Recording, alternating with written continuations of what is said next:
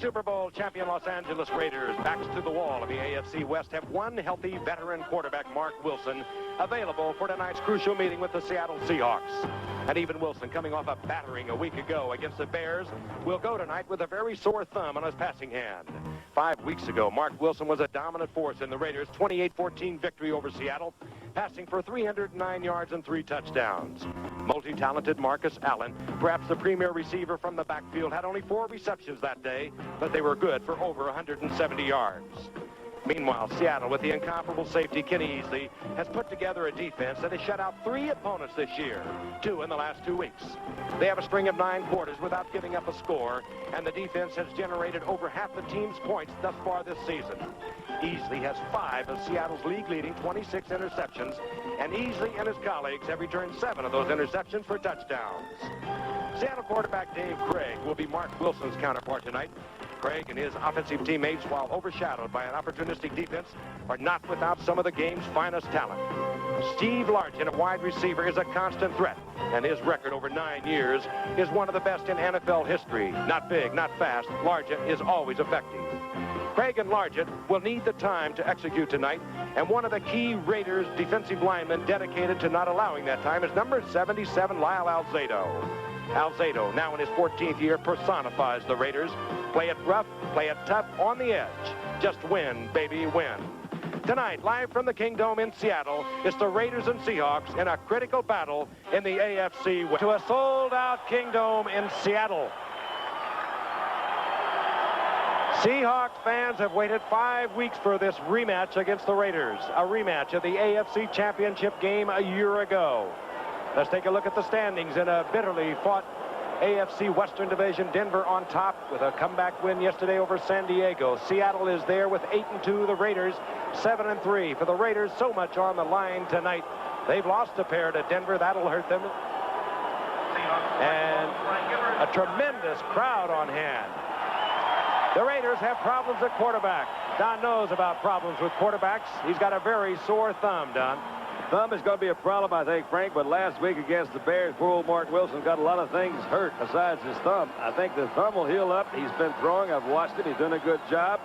As soon as that old adrenaline starts pumping, he's going to be okay. He's going to be hit a lot tonight, I think, O.J., and that's that Seattle defense. Well, the Raiders have a problem. They got to try to slow down this Seattle defense, which is led by this man, Jacob Green. He, along with Joe Nash and Jeff Bryant, have applied the pressure that has enabled this team to have 40 total sacks and 26 interceptions. That leads the NFL, Frank, and if the Raiders are going to win, they're going to have to protect the quarterback. We are set to go, and there is electricity here in the Kingdome. All right. It has been building all week long. T-shirts, you can't find them anymore, but they're in the audience tonight, all in white. They're saying Raider Busters. They've written songs about the Seahawks team. We're set to go. The Raiders will kick off. Chris Barr puts it up high, and here comes David Hughes.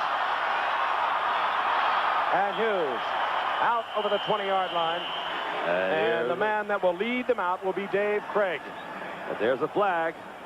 The flag is down. And quickly we get an indication from the Raiders that it will work against the Seahawks. Okay, Dave Craig, this year 56%. Took over mid-season a year ago. He does not make mistakes. He's an ideal quarterback for Chuck Knox. He controls the offense. He had tough sledding, however, early when the Seahawks and the Raiders got together in that game 5 weeks ago. And then, of course, he had a disastrous day in the AFC Championship game. There you look at the offensive unit for the Seahawks. Of course, the man they like to go to is Steve Largent. He is a great receiver. The Seahawks backed up to the 12-yard line. Holding is the call. First down and 10 Seahawks.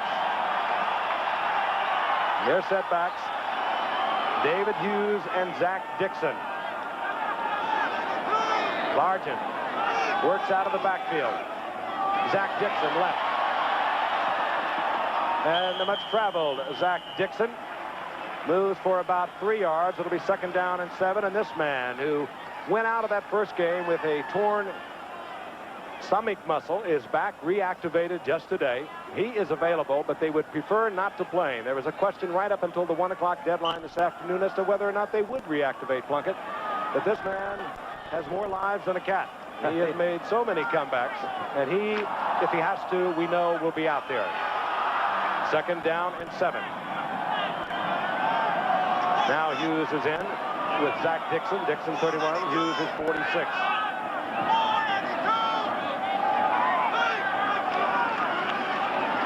David Hughes, right side, and he's upended. Let's take a look at the defensive unit as Hughes picks up a couple of yards, and there they are. The pressure, of course, comes from the big man, Howie Long. Lyle Alzado plays it cozy, but then he'll turn it loose. The quarterbacks will be looking at this linebacker, the quarterback for the Seahawks. Brad Van Pelt, of course, 11-year veteran of the Giants. Starts at that strong side, and the finest corners in football, not even arguable, Mike Haynes and Lester Hayes. 3rd down and 3. Dave Craig brings them up. Single setback, as we see so often with Seattle, is Dan Adorney. Good on picking up the blitz, number 33. Also good as a receiver. From the shotgun, Craig steps into the pocket, throws underneath, fires it complete to Largent, and Largent has just caught a pass for the 102nd consecutive game of his remarkable career. He was taken there by Rod Martin. 1st down, Seattle. And you looked at that statistic for what they usually do on that 3rd down. It didn't look too optimistic. 17% they make that situation. Came under with a sure-headed receiver, Largent. I enjoy watching him play, Zeus. He seems to get open, doesn't he? Well, he does the job week in and week out, and thus far this game is going just the way Chuck Knox wants it to go. He's going to run the ball more than he's going to throw the ball, and when he throws it, he's going to throw safe passes like that. The ball at the 25-yard line. David Hughes, single setback. 1st down and 10, Seattle. Hughes works to the left, and he runs into Rod Martin, and down he goes. He gets perhaps 3 yards to bring up a 2nd down and 7. This Raider team was really battered a week ago by the Chicago Bears. Not so much in the scoreboard, but they sacked Raider quarterbacks 9 times, and now we have an injured Raider, and that is Van McElroy, perhaps overshadowed by the cornerbacks, but a Pro Bowler and really a super defensive back. So they're going to look at Van McElroy as we look at Chuck Knox, now in his 2nd year here in Seattle. He took them to the AFC Championship a year ago. He's been a winner everywhere. There's Van McElroy. He was in on that tackle of David Hughes. One would suspect that he perhaps hit him straight on and probably pinched a nerve in his neck. He ran off the field, appears to be all right. He's been replaced by Stacy Torren, a rookie out of Notre Dame and a 4-year starter there at Notre Dame. Torren wearing number 30. 2nd down and a long 6. Zach Dixon. Good running by Dixon out over the 30-yard line. He was hit behind the line of scrimmage, and he scrambles for 1. It'll bring up 3rd down and 4, a passing situation for Seattle. They make their specialty changes, as will the Raiders.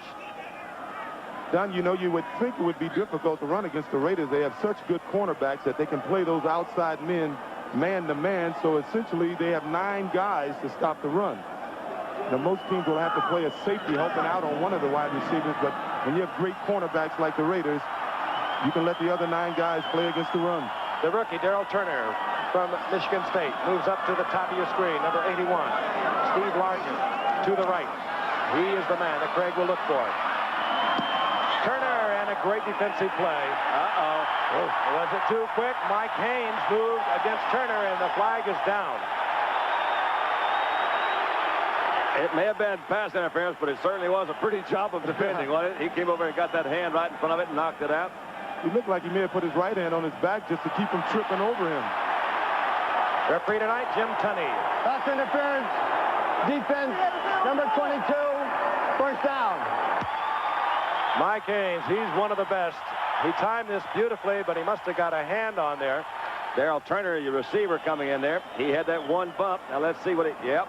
Well, gosh, that's just awfully close, man. I'll tell you. Right hand on the back. The left hand deflecting the ball. 1st and 10. Seattle at the 35-yard line. Boy, they make it tough on defensive backs. Van McElroy back in the game at free safety for the Raiders. Largent in motion. Craig looks to Largent, and this time under pressure, underthrows. Good pass pressure against Craig. Alzado was in there. Long was in there. They tried a little blitz that time. The blitz was picked up pretty well in the middle of the line.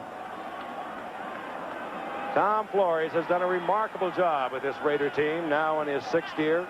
There was a little stat you maybe mentioned that last week against the Bears, the Raider quarterbacks were sacked 9 times. That almost was a record. The record was 10. And they were sacked, and that was when Tom Flores and Cotton Davidson were quarterbacks. Boy, you're going back a way down. That must have been 61 or 60. Well, I've been a fan all my life, you know. Flores' first 5 years, he won 2 Super Bowls. That's hard to duplicate. 2nd and 10. Dixon single setback. Ball at the 35-yard line. No score here from the Kingdome in Seattle. This is Zach Dixon. And Dixon hit. Fine tackle coming up to make the stop, James Davis. Gain of maybe a yard for Zach Dixon, who has been well-traveled around the NFL. And here's the man that seems to just have extra special days and evenings against the Seattle Seahawks. He had a remarkable game in the AFC Championship game a year ago. That's what they have done on 3rd and long, or 3rd and 9 or more. They are 0 for 5. And they're looking right now at 3rd down and 9. Blair Bush provides the snap for Dave Craig in the shotgun. Blitz was on, and Craig had Turner. He was not there for 1st down yardage, but Craig overthrows, and it'll be the punting unit coming on for Seattle. And dropping deep will be Greg Pruitt. Greg Pruitt, who early in his career with Cleveland was one of the outstanding return men in the league. And look at that stat right there, though. That's an amazing 8 fumbles on punt returns this year. They talk about Marcus Allen. He has 8 fumbles carrying the football and on receiving, but quite frankly, Pruitt does not like to fair catch the football, and he has been hit rather hard on many occasions. Jeff West. He doesn't kick it long. He hits it so high, which he does now, and Pruitt inside the 20. All right, good move to get out close to the 28-yard line by Greg Pruitt.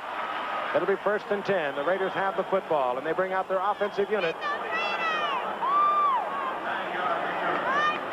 Boy, the city has really been turned on for this past week. And winning 6 of the last 7, well, who can fault? Fame has taken over the Kingdome. It began here in Seattle, the University of Washington, and they do it, I guess, basically to perfection. They're quite proud of it. Meanwhile, the Raiders have a 1st down and 10, their first possession of the night. The ball at the 28-yard line. Mark Wilson is in there. We've talked about his thumb. He was in getting x-rayed last week against the Bears, the 2nd time he had been knocked out of that game, when all of a sudden David Humm went down and they trotted him back out, and he finished the game. I have already mentioned that Jim Plunkett, who has been out for 6 weeks, has been activated. He would be available, and they also have Jerry Goldstein, who has been much traveled in the NFL. That has also been with the Raiders, so he knows the system. Wilson back and looking deep. Cliff Branch, intended receiver. Branch, too, has been out for 2 games with a pulled groin muscle. Take a look at the offensive unit. First, that offensive line, which is very critical to the Raiders. Their quarterbacks are not all that mobile, but it has been made over. There are what you could characterize as your skilled players, Barnwell and Branch, great speed on the outside. The offensive line, however, Mosbar, hurt in practice this past week. He's out of the lineup. He's replaced by Mickey Marvin, but he started 2 Super Bowls there at right guard. Charlie Hanna, left guard, replaced by Kurt Marsh. Shelby Jordan, a great New England player until a year ago, has replaced Bruce Davis at left tackle. 2nd down and 10, Kenny King. And Seattle stretches it out, and Terry Jackson upsets Kenny King right at the line of scrimmage. Got a feeling when you saw Mark Wilson open up the ball game with that long bomb, he's saying, look, I don't want anybody to think my thumb's hurt. Watch this. He's going to throw. But, in my opinion, the ball was not thrown as well as Mark can throw it. I don't know what that was. I guess he's just saying, hey, let me get this thing out of my mind. I don't have a sore thumb. He might have defeated his purpose. He's got some other problems up here because this is a loud stadium, and these are smart fans. Whenever you see the wave here, it's going to be when the Raiders have the ball. That's right. 3rd down and 10.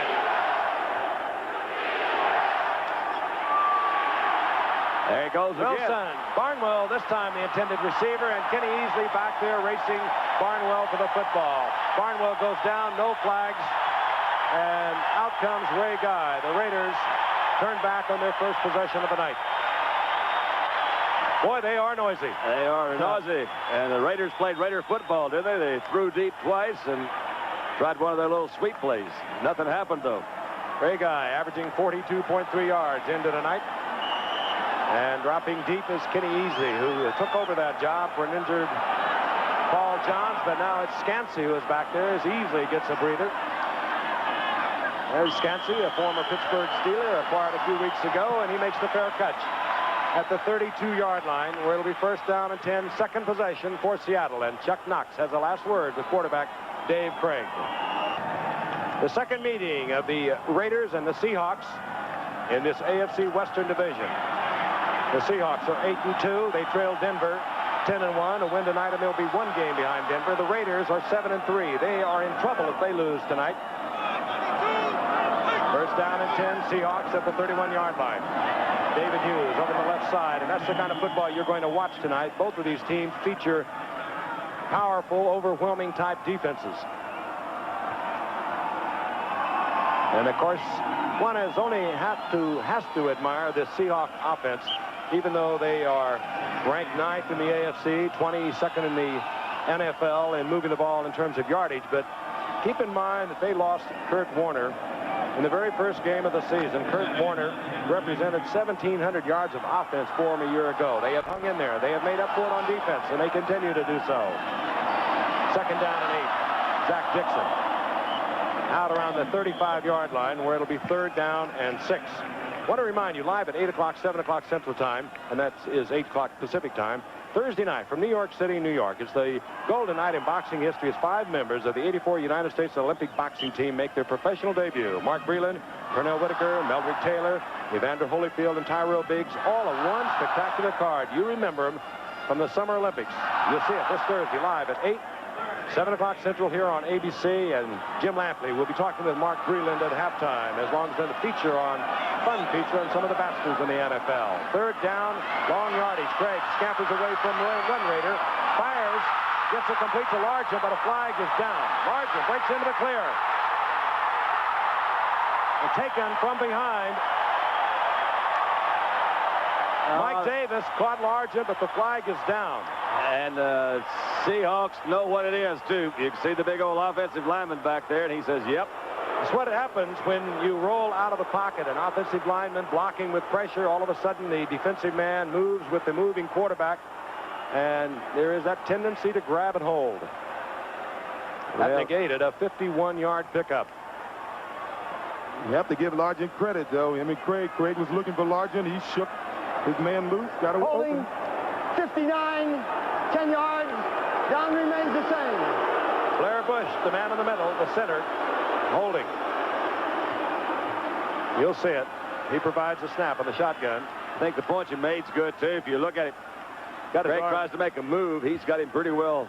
He's got him pretty well locked in there, it looks like. He just took Bill Pickell and dropped him.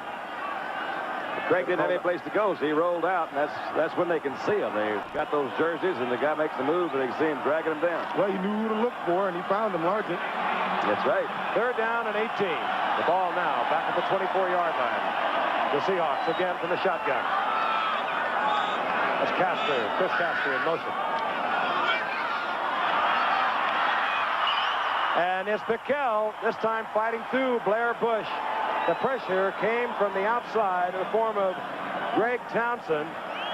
Craig had to step inside, and Pickell was there. And Pickell is playing, of course, for Reggie Kinlaw, who's been there most of the time. He's out with a groin injury, and Pickell just kept moving. That was really the defensive secondary. They had him pretty well covered, no place to go, and David couldn't move. Finally caught up with him. For Greg Pruitt, he stands at his own 45-yard line. An opportunity to give the Raiders good field position. Jeff West once again. He doesn't kick it long. He just kicks it high. As he does once again. And pretty long. Pruitt didn't even hesitate. He knew with the height of that ball he'd have to call for the fair catch, and he did so inside his own 40-yard line. Lyle Alzado, one of the finest, now in his 14th year. Raiders right now in a better fight with the Seattle Seahawks. No score. 7:56 remaining in the first quarter. And first and 10. Here comes Marcus Allen around the left side and just bulling ahead behind Kurt Marsh, Mickey Marvin, both out in front of it. And he gets good yardage out over the 45-yard line. A gain of about 7. It'll be second down and 3. Well, the Raiders did a good job on that. They didn't do any fancy blocking up front. Every man just got on a man, and they just tried to push him, and that's pretty much the way the Washington Redskins play. They'd kind of bulldoze you up front. But the Raiders would be a better running football team if they used that philosophy. Raiders have struggled with it. That graphic will tell you that. Hawkins and Frank Hawkins inside Seattle Seahawks territory at the 48-yard line. First down, Raiders. Keith Butler defensively there for Seattle. Frank Hawkins. Of course, I wonder if you ever get over that happening that took place in the loss to Denver in overtime. Tom Flores on 1st and 10 at the 12-yard line decided to get a little better field goal angle. Hawkins, who does not fumble the football, had carried it 60 times up to that point without a fumble. Coughed it up. Denver ultimately went on to win in overtime. On first down. Whoa, Marcus Allen. Oh, he is hammered by Keith Butler. He's hit right at the line of scrimmage, and he'll lose about a yard. Keith Butler likes it a little. He's a little more comfortable in the middle. He was a middle linebacker in his high school and his college days, and when he first came up here, had him on the outside. He likes it back in the middle. You see Marcus taking off in the middle, and there, you don't like to see that, do you, Juice? Not at all. He defeated this man over the middle. It looked like it may have been Dave Dalby. Made a good play out of it. Keith Butler is an awfully fine middle linebacker, inside linebacker, I guess they call him now. Second down and long.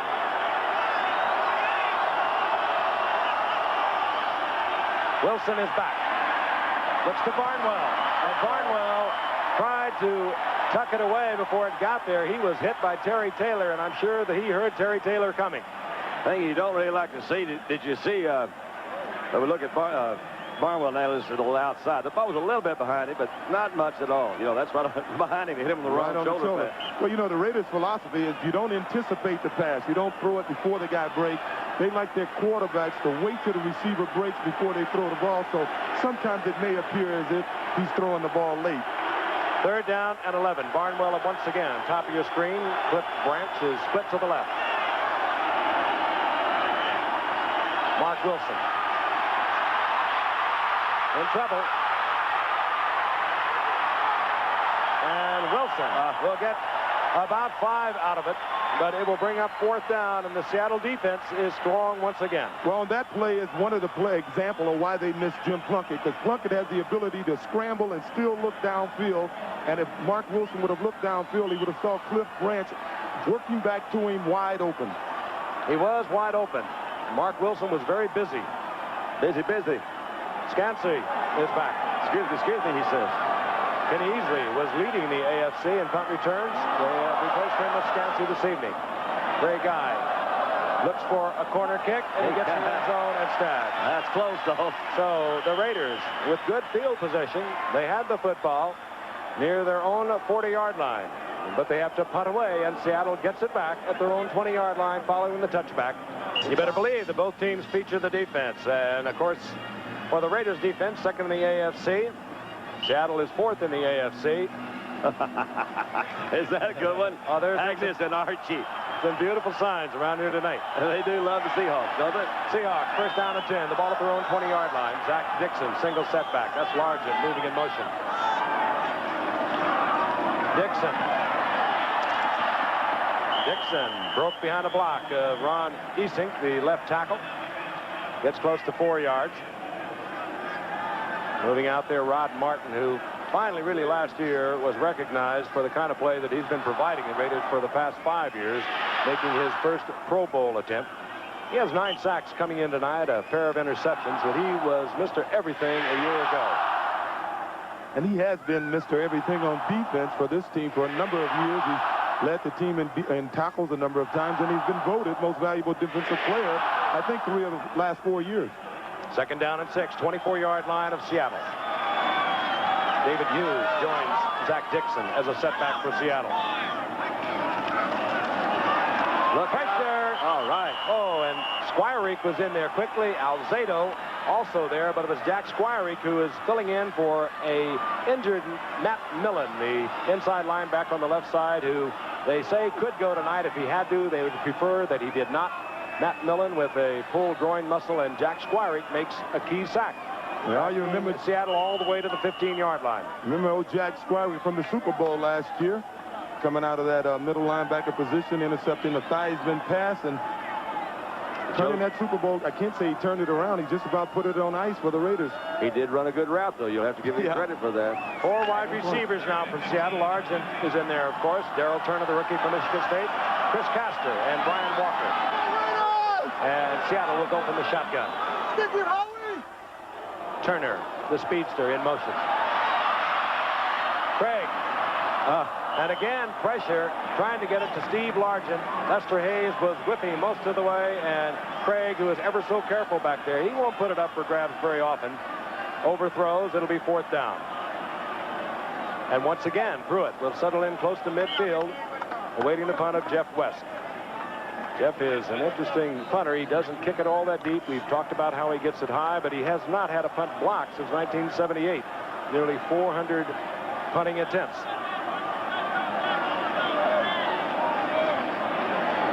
That's the look from Jeff West. And again, high, and it hangs. This time, Pruitt does not call for the fair catch, and the pursuit is down there, and Pruitt maybe got a couple out of it. Nevertheless, good field position for the Raiders. 44-yard punt that time for Jeff West, much more than his average. Next week, we are going to be in New Orleans, and that should be a good one. The Pittsburgh Steelers really toughening up. They go against the New Orleans Saints. Both, of course, still alive in their divisional races, and, of course, wild card consideration. And then we will move on from there to watch the Jets go against Miami, and Miami just keeps doing it somehow. And we got away from Philadelphia yesterday, came back to win that with a block conversion. We'll see him on our last Monday night, too, against the Dallas Cowboys. At the 42-yard line, 1st and 10, Marcus Allen looks back inside, goes against the grain, and he is hammered. Jacob Green leading the assault of the Seahawks. We talked earlier when the Raiders had the ball, they were running the ball, and I said that they're more suited to run power plays, you know, one-on-one blocking like the Redskins. That's the type of play right there, the counter-type plays that they don't run well. It's one of the reasons Marcus Allen is not up there with Eric Dickerson or Walter Payton in rushing, because they just don't have the quickness in their guards to run that type of play. That's it. 2nd down and 9. Seahawks have brought in 7 defensive backs. Mark Wilson. And Wilson gets inside Seahawk territory, does not pick up the 1st down. It'll be 3rd down and 1, but Wilson again being hassled and harried back there in the pocket. It's one of the things that happens, I think, to quarterback. He only had 2 receivers really downfield that time. And if those 2 guys are covered, you don't have many other choices. So to Mark's credit or defense that time, he didn't have very many places to go. His backs didn't seem to get in the pattern that time. What O.J. touched on a while ago is certainly true, though.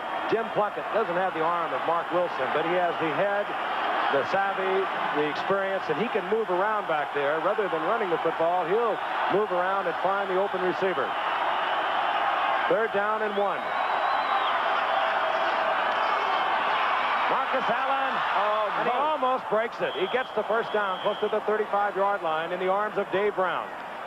13-yard pickup, and it's so easy to do on 3rd and short because everyone is up there so close. And they're running a straight power play. You'll see number 87, a flash from the pass. Dave Casper did a pretty good block over here. Marcus steps through. A good job by Dave Brown coming up to make the tackle one-on-one. Got a good lead block from Frank Hawkins. Got a good block from Derek Jensen, who is the 3rd tight end the Raiders like to bring in on short yardage. Still no score. 2 minutes and 9 seconds remaining in the 1st quarter, and the clock is moving. Wilson, Marcus Allen. And the surge of the line carries Marcus Allen close to the 31-yard line. Gain of 3. It'll be 2nd down and 7. And one of your old teammates, there he is. One of the real good ones. Hey, looking a little older than his true years. Reggie's only about 34, but he's had a lot of problems with his shoulder and his knee, and he was pressed into service here tonight. He hasn't been starting this year, but he's starting tonight. And he has his hands, Bill, because I saw him trying to block Bill Purcell a few times, and Purcell got near the quarterback. 2nd down and 7. Whoops.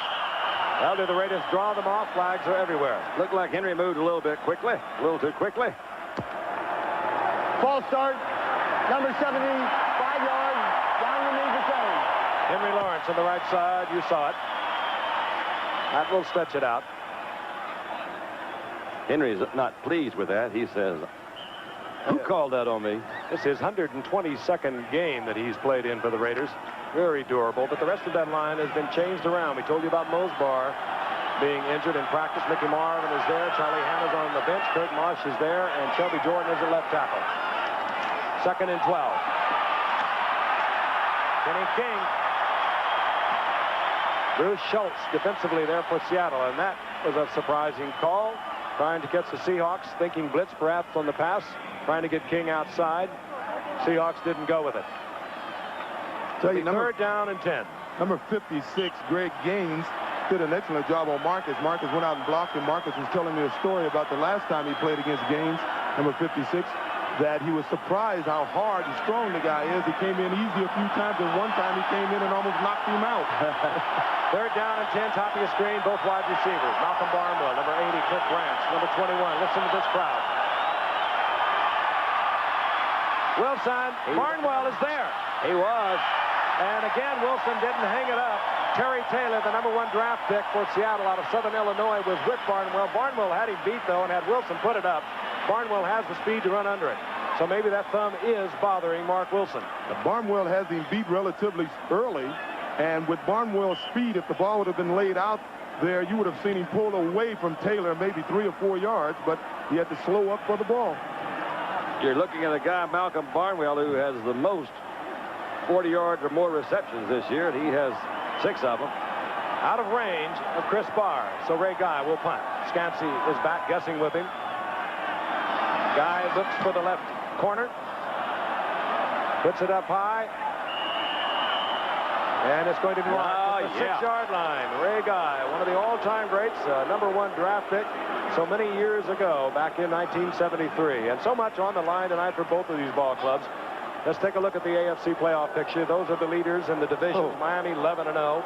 Pittsburgh 6-5. They're leading the Central. And Denver, of course, 10-1. They're in the AFC West, as is the Seattle and the Raiders. The other contenders, there's how they stand. That after 11 games in the American Football Conference. Well, the game plan thus far, I think, is well field position. Is working in the Raiders' favor. They like to throw the ball deep to loosen up that secondary for the second half, and I think they're succeeding because they're beating them deep. They're going to have to start thinking about that. They played this entire first quarter in Seahawks territory. David Hughes. And Hughes bangs his way out to the 10. He'll get 4. It'll be 2nd down and 6 as we are in the final 30 seconds of the first quarter. Bitterly fought game, as they have always provided. Last year, even though the Raiders went on to win the Super Bowl, it was Seattle who defeated them twice. And, of course, it was the Raiders prevailing in the AFC Championship game. They did it 30-14.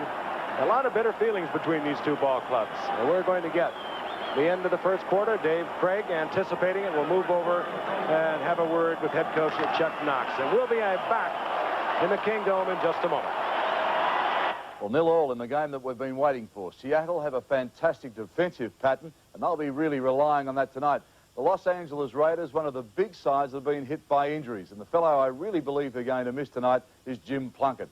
He's cunning, he's got a good arm, and he really has that technique of getting out of trouble and getting the Raiders going. But so far, it's been a pretty tough encounter, and that's just what the 60,000 fans expected when they turned out to the Kingdome tonight. What about those Raider Buster shirts? Somebody's made a big dollar around the Seattle area. It looks like shaping up to be the game we all thought it was going to be, and this one could go right to the wire. Okay, it's time for the Johnny Walker Super Bowl Super Plays. Let's have a look at those right now. Bad snap, and Jennings has to leap to the right, hangs it up high. McLemore is contact made, but McLemore fielded the ball. Look out. He did. That is amazing. Trouble. Now, Irene. McLemore is going to take another one back. And one referee goes down. He was clipped, the referee. Clear. There it is. Picked off. Johnny Shell. No, it's... Johnny Shell may take it all the way back.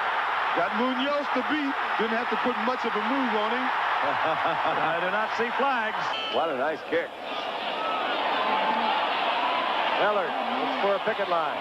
And again he pops it open. Oh, he is amazing. gone. He is gone. Henry Ellard. You like your old-fashioned rock'em sock'em defense, you're going to get it tonight. Both these teams really strong on defense. Seattle is a -13 passing. That, of course, reflects 2 sacks that the Raiders have applied to Dave Craig. As we begin the second quarter, it'll be the Seahawks ball deep in their own territory. They've been here pretty much throughout the entire evening. We still have no score. The ball is at the 10-yard line, 2nd and 6. 2 tight ends now for Seattle. Charlie Young is there. Mike Tice, Young 87. He played for Chuck Knox when Chuck Knox was with the Rams. And Mike Tice, a former Maryland quarterback. They're the 2 tight ends in there for Seattle. Jack Dixon. Boom. Gets away from 1 tackle. There was Big Rod. And then McElroy was there to make the stop. He'll gain a yard out of that. It'll be 3rd down and 5. McElroy is the guy we saw go out earlier in the ball game. Obviously, he's better and he's back in there. But what's kind of amazing, you look at their defensive statistics, and McElroy, by actually a considerable margin, is the leading tackler. Safety. He's a 3rd-year guy out of Baylor. He comes in there and sticks his head in there a little bit too many times. Maybe that's what happened to him a while ago. Well, their good player, though. is for him to come up and make a lot of the tackles because they got Mike Haynes and Lester Hayes playing the corner. They can play one-on-one, so they don't need much help. And we're going to have a timeout call. Timeout. Seattle. They had 4 wide receivers come in. Dave Craig looked it over. Figured he did not have enough time to get it off within the 30 seconds allotted. He used the timeout. We'll be back. Interesting graphic. Interesting. O.J. could play with those kind of stats. So you want to make a comeback? It doesn't upset Chuck Knox at all. His philosophy is conservative offense, rock'em sock'em defense. Let's get field position and ball and maybe some turnovers. He hasn't had the field position, but he's certainly playing conservative offense. 3rd down and 5. Saddle from the shotgun, just inside their 11-yard line.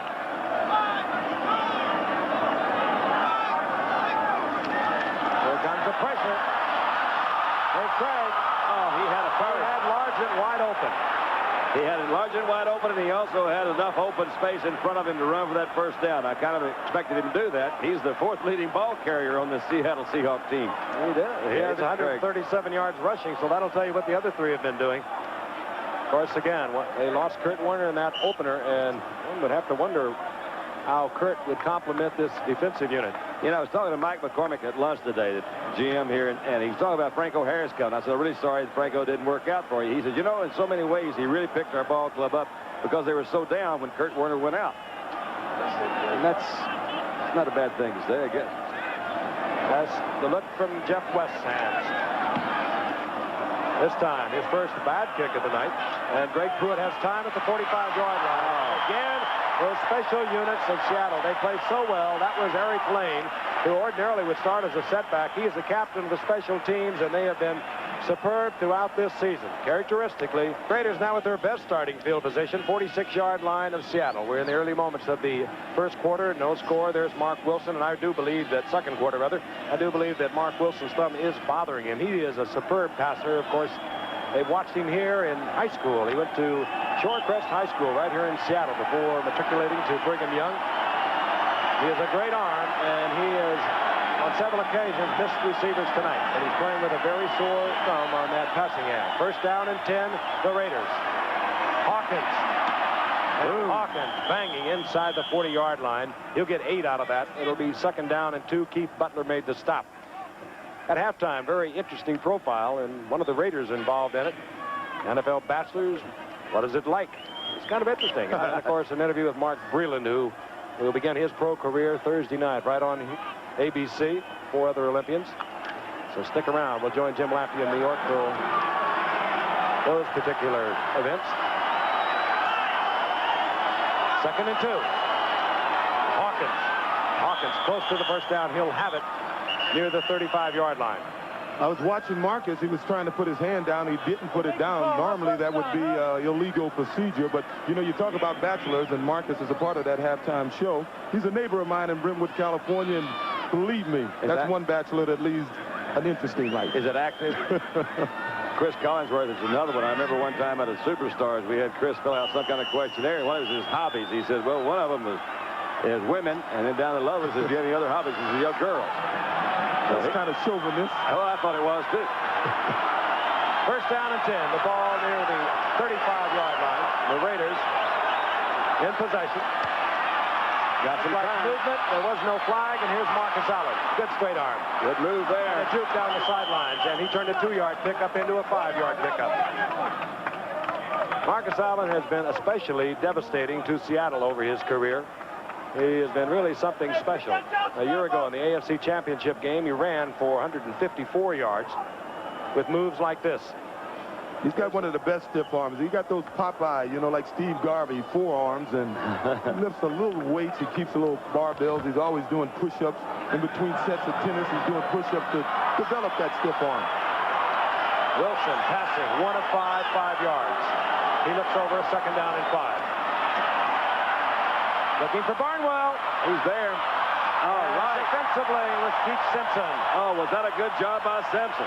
He was one of 3 of the Seahawks who returned 4 touchdowns, a record 330 yards against Kansas City a week ago, and he was there that time against Barnwell. From up here, it looked like that Barnwell had it. You see that ball maybe had thrown a little bit back over his head. Had it not been maybe a little bit more out in front of him, he would have been able to get there. We'll look at it from the other side. You'll see that Malcolm slows down a little bit and starts moving back over his shoulder. But look at Simpson. Got that hand right there. Third down and 5, and still Mark Wilson continues to go deep. We have not seen Todd Christensen with 50 receptions on the year. He likes to work to him underneath. We have not seen that much of Marcus Allen out of the backfield. Here comes Hawkins. He has the first down, still on his feet, and works his way down to the 16-yard line in the arms of John Harris, and the Raiders now prowling. That was the situation when Harris was faking a blitz that time, went up, and they snapped the ball, caught him in an awkward position. He ran into one of his own men, and he couldn't get out to pick up Hawkins. So it was one of those kind of mistakes that happened. I tell you, you wonder why the Raiders are throwing the ball deep so often. Well, when you throw the ball deep that much, Don, as you know, the secondary is looking for help, and you get those linebackers trying to cover these backs, and the Raiders are taking advantage of that now. First down and 10. One they cannot cover is Marcus Allen coming out of the backfield. So effective. Hawkins over the left side. Allen with the lead block. And Hawkins inside the 15 to the 14. A gain of a couple. It'll bring up second down and 8. Frank hit on the guy a while ago that I think we'll see down in here. That's Todd Christensen. He's the leading receiver on the team, one of the leading receivers in the league. And he has a great knack of just finding that open space. We were talking about it during a commercial a while ago, and that's where he and Plunkett have been so successful. Yeah, he's a great improvised pattern runner. When he's not open on his initial move, he can make adjustments, and Plunkett is a real adept at finding him. Let's hope. Seattle has not given up a point now in 10 quarters. They've had 2 consecutive shutouts against San Diego, then Kansas City, and the opening game of the season, they shut out the Cleveland Browns. The Raiders are threatening that. Mark Wilson. And that will be the tight end, Todd Christensen. Where did it go? Inside the 5-yard line. First down, goal to go. He also made that kind of little move. He turned back into the inside and just moved a little bit. Had some time to throw. It always kind of seems to start with that, doesn't it? Todd goes to the outside. He's got like man covers. That's Simpson again. Simpson, he comes back in, seemed to slide into the inside. Oh, but what a move, too, Don. He had he's a former running back. Second-round draft pick of Dallas a few years ago. They let him go after 1 year of injury reserve. The Giants let him go. Typically of the Raiders, they brought him out, looked him over, made him a tight end. He didn't do nothing until his second year. And last year, he led the entire NFL in receptions. The Raiders now first down, goal to go. Jensen in motion. He'll be a lead blocker. All right. And that was Todd Christensen again. And Kenny Easley, one of the best, was right there. And Todd Christensen is saying to the referee, hey, what about face guarding? What is this stuff? And this interference comes back across. Look at it again. He's got Easley right behind him. Easley, as long as he doesn't wave those arms, he's all right. Beautiful play. That was really well done, wasn't it? Kenny Easley was another member of that Seattle secondary that took a touchdown interception back against Kansas City. Dave Brown got the other 2.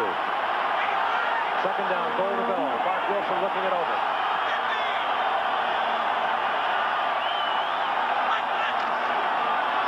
Hawkins to the 1-yard line. Frank Hawkins, not tall, 5'9", 210 pounds, a 10th-round draft pick in '81 after a remarkable record of gaining over 5,000 yards at the University of Nevada at Reno. They thought he was too short. The Raiders found a way to use him. He is very effective down close. Why do you have a feeling that they're going to call air traffic control right now? Air traffic. One Marcus Allen is going to take off. You think he might? A little airborne, I Hold a believe. minute. Third down, goal to go. No. There he is. And Allen started to go up. There was penetration, kept his feet into the end zone, and the string of unscored upon quarters for Seattle has ended. And that puts Marcus in the lead with touchdowns in the NFL. Well, it was working against, obviously, it was working against Seattle because you play field position. That's a game within the game. Every time you punt the ball, you want to get it back. As you see Marcus go over, steps over, goes into the end zone, and each time the Raiders punted the ball, they got the ball back in better field position than when they punted it. Good effort by Kurt Marsh and Shelby Jordan on that left side, leading the way for Marcus Allen. Here's Chris Barr for the conversion. And the Raiders are on top. They lead 7-0. 9:49 remaining in the first half. Good football game. A defensive game. Marcus Allen's 39th touchdown in his 36th professional game has put the Raiders on top 7-0. Really one of the great football players. He can do so many things for you. There's Zach Dixon, number 31. You got to look at David Hughes, number 46, and Chris Barr will kick off.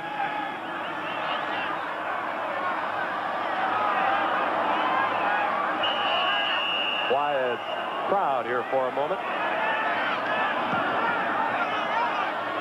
Barr carries it to the goal line where David Hughes will bring it up.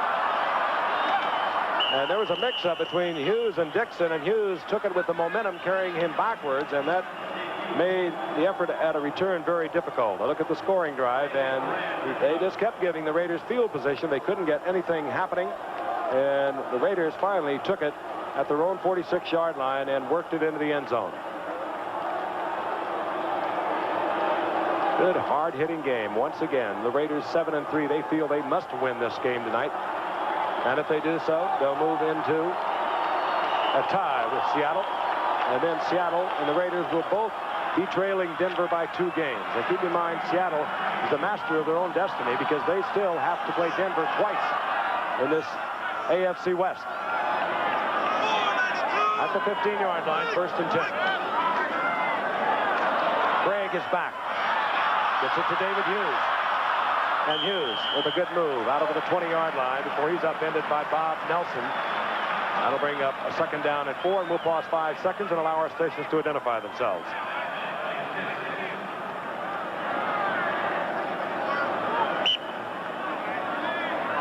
We've been watching a bitterly fought defensive game between the Raiders and the Seahawks, both trying to stay close to Denver in the AFC West. The Raiders finally have capitalized on a 46-yard drive a few moments ago. 2nd down and 4 for Dave Craig. This is Randall Morris, the rookie out of Tennessee, and he is piled up right at the 25-yard line.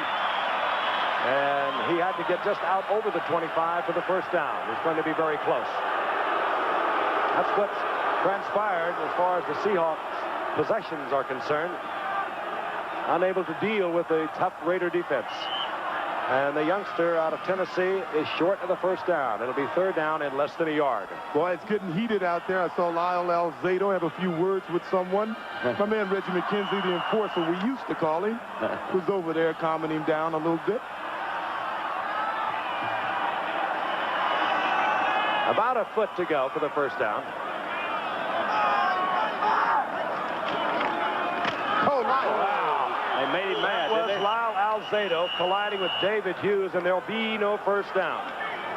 Well, they say Lyle don't dominate a game for the entire game the way he once could, but they say on some plays he can totally take his side of the line away from an offense, and you saw him do it on that play. He just came screaming down the line of scrimmage. They made him mad the play before. Is that what you say about him? Way to go, Lyle. A football fan would love, any football coach would love to see this. Played off the block, and he met him head on, didn't he? So many great years at Denver. Then, of course, 3 years with the Cleveland Browns, finally coming to the Raiders in 1982. Thought he was going to retire last year. Said he was. Changed his mind. As we look at Jeff West, set to punt once again for Seattle. Another high towering kick.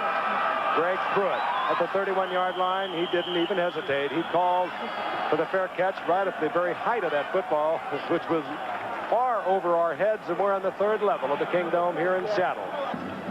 That's where we're bringing you tonight's football game between Seattle and the Raiders. And we're pulling for it to hold up there. How important it was to the Raiders. A win tonight for Seattle. They'll be one game out behind Denver, and Seattle will have 5 games remaining, as will the Raiders, of course. But Seattle has 2 games with Denver, home and away, and then they have 3 more opponents. They're all under 500, Cincinnati, Detroit, and Kansas City. Next week, they'll be at Cincinnati. The Raiders have a first down and 10. The ball near the 32-yard line. Marcus Allen, and Allen out of the 35 to the 37. He'll get 4. It'll be second down and 6, reminding you once again, CFA action continuing this Saturday as big 8 powers get together. Number 1 ranked Nebraska and 6th ranked Oklahoma meet in that all-time classic rivalry. Or you watch number 10 ranked Texas battle surprising TCU in a critical Southwest Conference showdown. So check your local listing for the game in your area on CFA College Football live at 3:30 Eastern. You'll see it right here on ABC. Raiders second and 6. Wilson with a lot of time. The flag is down as Christensen is at midfield. It was interference either on Christensen or the defensive players, because he had bumped into a couple of them when he came across. Shelton Robinson, the linebacker, was all over Christensen. And I believe it's going to be Robinson who'll get the call. Christensen, he's a dangerous man to be covering with the linebacker. But I think it's a penalty that will not work against them because he caught the ball. And normally you'll give your player that stat opposed to taking the penalty. Let him have it. Bigger gain. Holding defense number 58 declined. Result of the play, first down. That's Bruce Schultz. Schultz and Robinson sandwiching Christensen at the line of scrimmage, and Schultz gets called for the holding. And the Raiders have a first down at midfield. Midway through the second quarter, Raiders have started to exert themselves offensively. Wilson again, pressure. Directing traffic. Christensen, he liked where he was. He did not move, and finally Wilson delivers, and it's another Raider first down. That's exactly right. Wilson was trying to tell him to move. He said, I'm not going to move. I'm open, man. Yeah. Throw me the ball. Is that a guy? That's the face of 1,000,000 sacks. Yes, sir. He found him a home, didn't you, Lyle? Well, you wondered why the Raiders were throwing those bombs earlier in the game. Well, it was to open up their short passing game, and it's wide open right now. Lyle Alzado, he'll give it everything he got. He is the oldest defensive lineman starting in the NFL. He still plays like a kid. On first and 10, the Raiders are back. Marcus Allen with the good hand, reaches back, collects the ball, gets to the 32-yard line for a gain of 4 before Jeff Bryant takes him there. Marcus Allen adds another dimension to a football offense. He can do so many things. Just a little check off there. Wilson had it behind him, kept his concentration, got it in the hands, and they'll mark it inside the 32, so it's going to be second down and 5. He is awfully good, Frank. He leads the AFC with 1,231 yards of that combined yardage from scrimmage. Bryant's top of your screen. Allen once again. Beautiful run. Beautiful running by Marcus Allen. He'll have a Raider first down near the 25-yard line. Now, that was a play designed to go the other way, and Marcus saw immediately they were slanting that way, and he improvised on his own. He went just the opposite direction that he was scheduled to go, and he made an excellent run out of it. He got old Jeff Bryant kind of grabbing it there, didn't he? Big defensive end, made a little quick move to the inside. Well, because of these offensive linemen, they're pass blockers. They're not the best. I mean, they're good run blockers, but this offensive scheme is not running. Marcus will never dominate as a runner, but he could be the first guy to get 1,000 yards receiving and rushing in one season. First and 10. Wilson. Oh, he had 2 guys open. He did. He had Cliff Branch crossed with Kenny King. They were both open, and Wilson overthrows King, and something has to be bothering Mark Wilson. He's really a gifted passer, and he's having trouble being on target tonight, and has to be that sprained thumb. It was either that or the fact that we called a while ago they had a combined sacks on him last week against the Bears, and, you know, he went out of the game a couple of times. I think sometimes that happens to guys. You get a little bit kind of a jumpy act back there. Well, that play came easily in his face. They had a safety blitz on, and he really didn't have much time. He has that right hand heavily taped, and that has got to bother a passer. Second and 10. Draw play, Frank Hawkins. Hawkins just hurdles over one tackler down to the 15. Close to another first down. He should have it.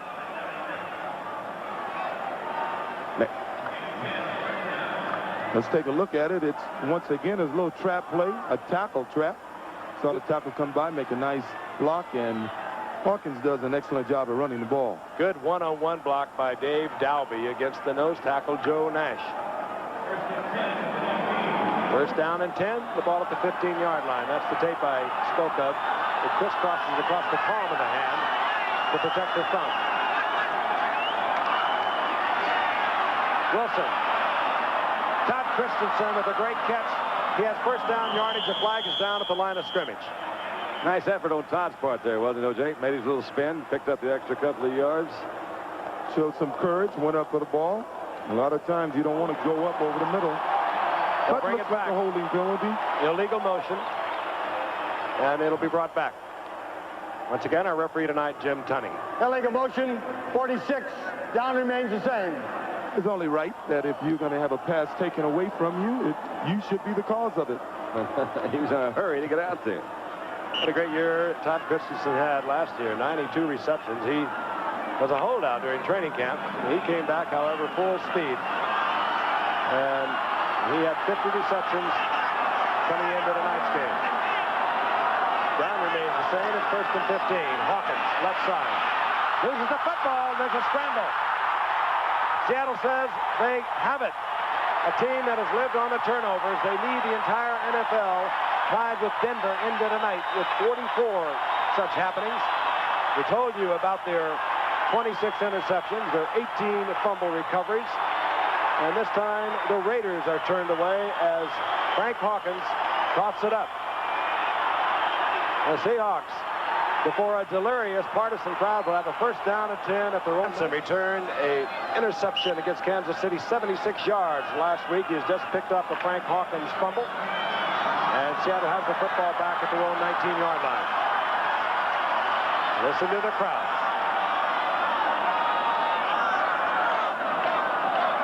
Largent in motion. Craig fires complete to Charlie Young, and Young has first down yardage out over the 30-yard line. Charlie Young, who has been much traveled, Philadelphia, where he was all-pro in his early days. Then he played for Chuck Knox with the Rams. And then, of course, was recently with the 49ers. He is now back with Chuck Knox. Incredibly loyal is Chuck Knox. His assistant coaches have been with him all the way, and they're good ones. Tom Catlin has done a great job as a defensive coordinator. The offensive coordinator, Ray Prohaska. They've been with Chuck Knox through his 11 years of head coaching. From the 32 on first and 10. Craig winds up trying to get it to Largent. And there's a foot race back there. Van McElroy was just roaming the secondary, helping out Lester Hayes, and they play it so well. Hayes plays it in short on the outside, reading it all the way. Van McElroy, the free safety, floating until finally the ball is released. You know, it's really something when you think of the Seahawks' ability to constantly come up with the turnover. You know, it's not by accident that it happens, because Tom Catlin, the defensive coordinator who you just mentioned, he coaches it. They coach on their defense for the first guy to wrap around the guy and everybody else to go for the ball when they come to tackle. Now, most teams will do that late in a football game if they're behind, but they coach it from the first quarter on, and that may be one of the reasons they have 45 takeaways. I guess that'd be one of them. Seattle has 5 yards passing. LA, 60 yards. Quick snap on a second down and 10. The blitz is on, the flag is down. There was contact made, and the whistle's blew. Wow, Alzado getting his hands on Dave Craig, and very kindly does not plop him down on this surface. Ball start, number 64. Down remains the same. Ball start has got to be that the Raiders were showing that blitz early. They were jumping around Ron Esink over left tackle. Probably figured he did not have the right angle. He moved a little quickly, and Seattle will be backed up 5.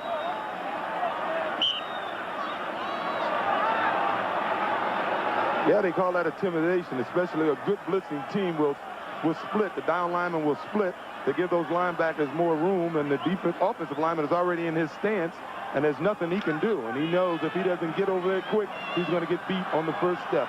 4 wide receivers, and we'll look at it from the end zone. A good shot. Watch how that secondary starts to move. And coming back. Okay, they're dropping. Look.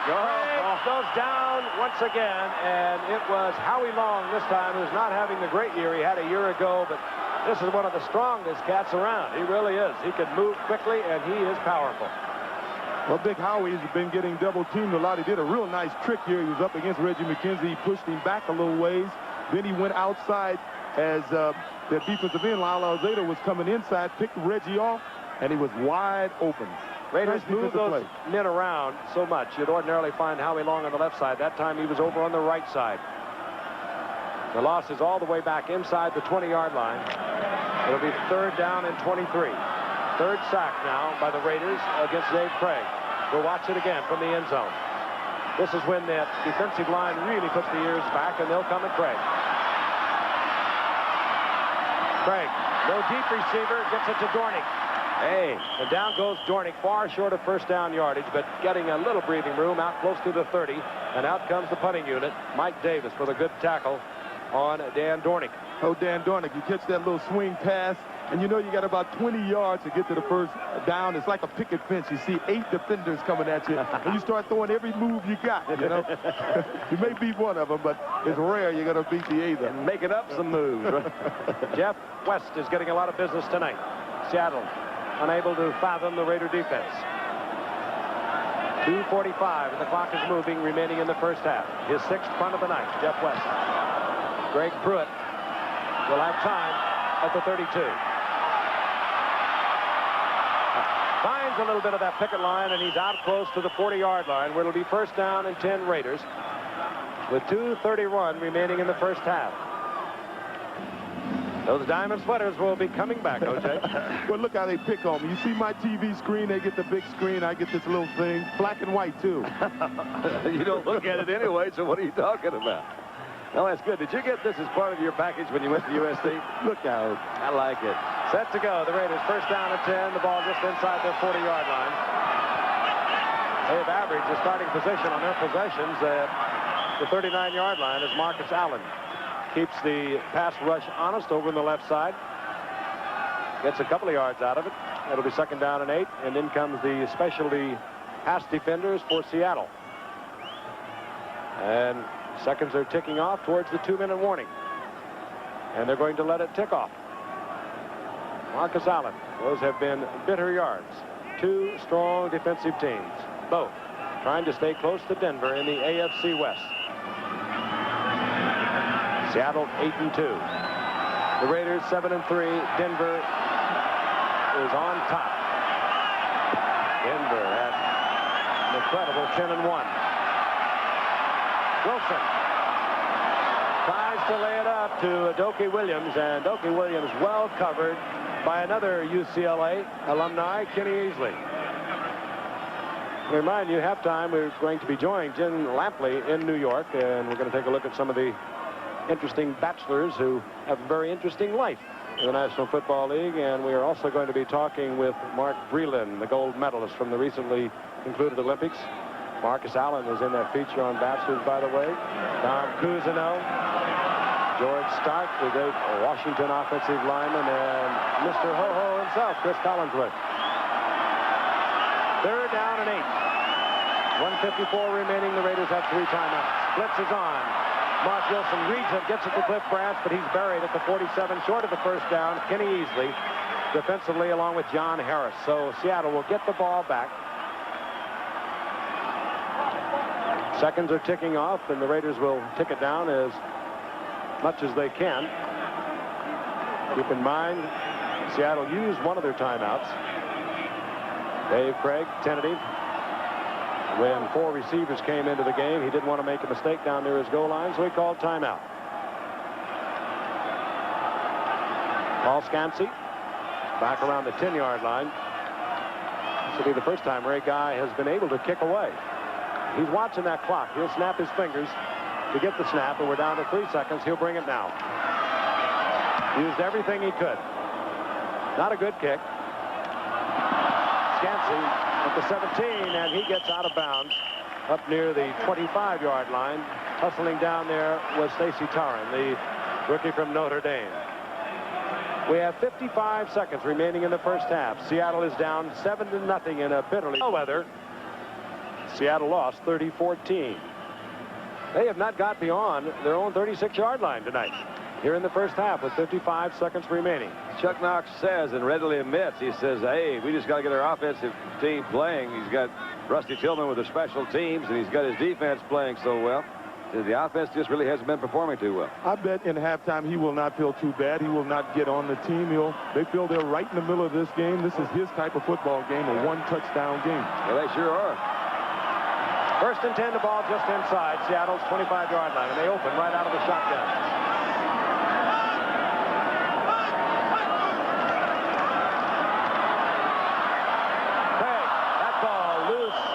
But unable to get there was Mike Davis, in and out of the hands of Darrell Turner. Had a little too much steam on it. I agree.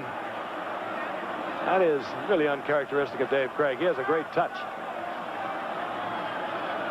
Well, that's wild, isn't it? Didn't you say earlier the largest single support? Is that reverse ankles going crazy? No. Say that again, Frank. I mean, the largest single concrete structure. Nice. Singly held or something. Well, we'll get it back up there again. Craig, thus far in the first half, 4 of 10, 34 yards. He looks over, a second down and 10 from the shotgun.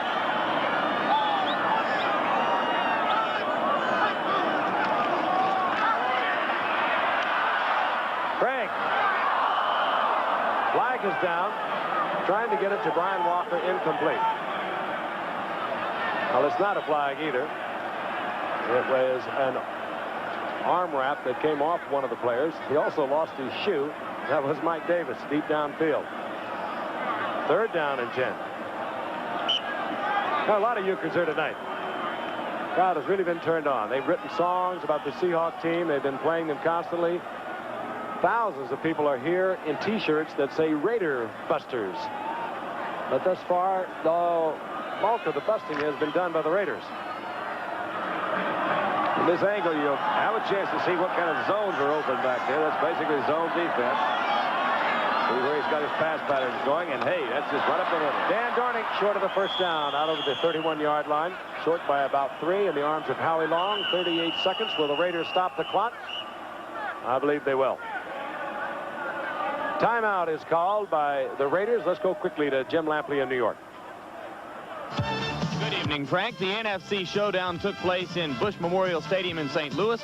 Gary Hogeboom back as the starting quarterback for Dallas, but this touchdown pass to Springs, which led to the victory, one of only a few big plays for the Cowboy offense.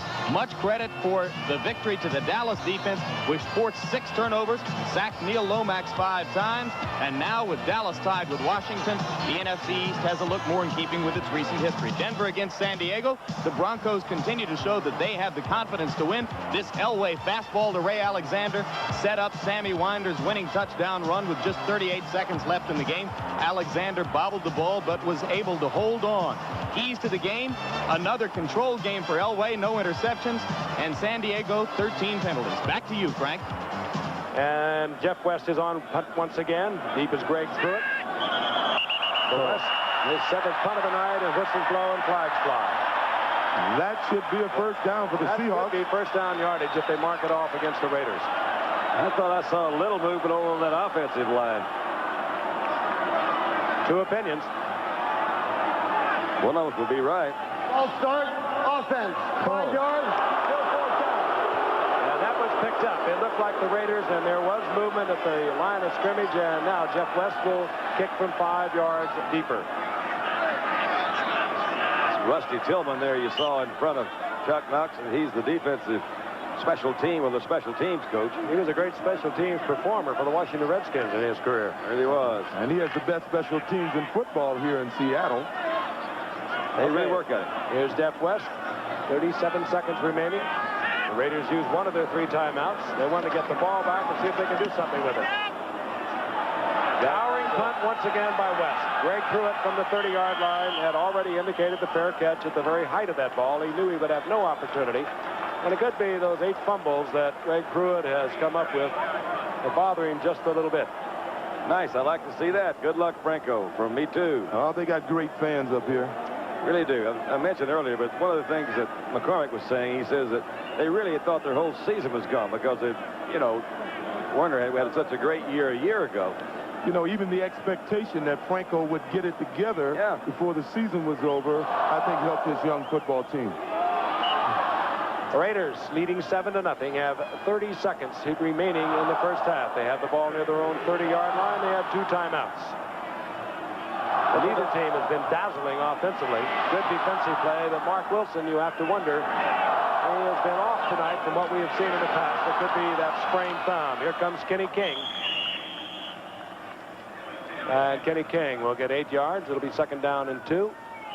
Oh, this is unlike the Raiders. Normally you would think the Raiders of all teams would try to get in field goal range with 2 timeouts. They're going to let it run down, and we're going to remind you, stick around for halftime. We're going to take a look at some of the sporting bachelors in the NFL and also have a word with Mark Breland. So much on the line. Seattle 8-2 in the AFC West. The Raiders are 7-3. The Raiders with a win tonight. They draw even with Seattle. They will both be 2 games behind streaking Denver. Denver is 10-1. Seattle will kick off. Norm Johnson will put it in play. Clee Montgomery, 28. Doki Williams, number 85. The speedster is back for the Raiders. Seattle struggling offensively against a very rugged Raider defense in the first half. Clee Montgomery deep in his end zone. And he pays the price at the 15-yard line. And once again, the hustling special teams of Seattle get the Raiders started deep in their own territory. Let's take a look at the stats in the first quarter. That -13 passing, again, reflects 2 sacks against quarterback Dave Craig. And we'll dissolve now and come up with the halftime numbers. Key thing is Seattle only averaged 1.7 yards per play in the first half. Seattle had only 1 first down in the second quarter. There's a penalty on the kickoff. Holding 54, penalized from the end of the run, half the distance of the goal line. First down. Darrell Byrd holding, and the Raiders move even farther back, half the distance to the goal line. They mark it inside the 8-yard line. Dave Casper comes into the lineup, number 87. He was activated before the Chicago game a week ago. He'd been with the Raiders after being released by Minnesota in training camp, but he had suffered a very severely sprained arch, and now they say anyway, he's ready to go. Memorable years for this veteran, not only with the Oakland Raiders, but with Houston. First down and 10 at the 8-yard line. Kenny King. Ball is loose. Seattle is saying they have it. No. It's covered by the Raiders, and I believe it was Dave Casper. I think Casper fell right on it. And he didn't really intend to. The ball just jumped out, looked like. Well, something was up because the Raider coaches were trying to signal a timeout. As you can see, Kenny gets outside. Maybe should have gone up there. As I said, the first man is, as you can see, you saw easily go after the ball. The first man tackles the runner. The next guys are trying to get the ball. Now watch number 45, Kenny easily. It'll be 56 great games on the stop. You hit it, O.J. Easily goes for the ball. And I believe they look, that ball's on the inside of the well, it looked like to me that shot before that it was on the inside of the playing field. Casper made the recovery right at the line of scrimmage. And again, I did not see a flag. I guess it was far across the field, but apparently the options are being discussed with Seattle. Here's our referee, Jim Tunney. Illegal formation, no end of the line of scrimmage. Penalty is declined. Second down. That was probably Casper, too, wasn't it? Well, he was out there hovering around for a fumble. They stopped Kenny King at the line of scrimmage. They declined the penalty. It's second down and 10. Kenny King again, and Kenny King is really hammered. Hit hard by Jacob Green. He got to the line of scrimmage, and that's it. That's the first individual call Jacob's gotten tonight, but he's the guy we mentioned at the top of the show that leads the team in quarterback sacks. But that's something else, too, that the Raiders also know, and I've been watching. They try to have at least 2 guys pay a little bit of attention to Jacob. He can make a difference. They've got one guy that's pretty good on him, Henry Lawrence. That's true. Wilson in the first half, 7 of 15, 66 yards. He does not throw tonight like the Wilson that we have seen so many times. He has a badly sprained thumb, wearing tape on it as Marcus Allen. Left side, and Allen fumbles. It could be the scramble for it. John Harris provided the hit on Allen. I'd like to be at the bottom of that. I wouldn't even want to be close.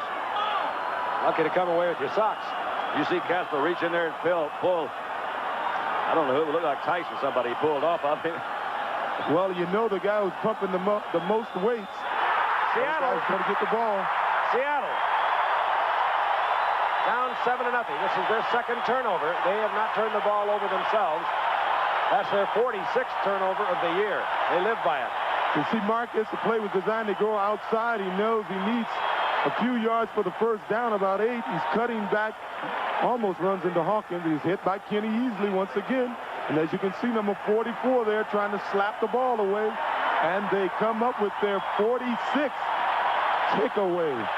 And they have the ball at the 13-yard line. First down and 10. They trail 7-0. Offensively, they have been struggling.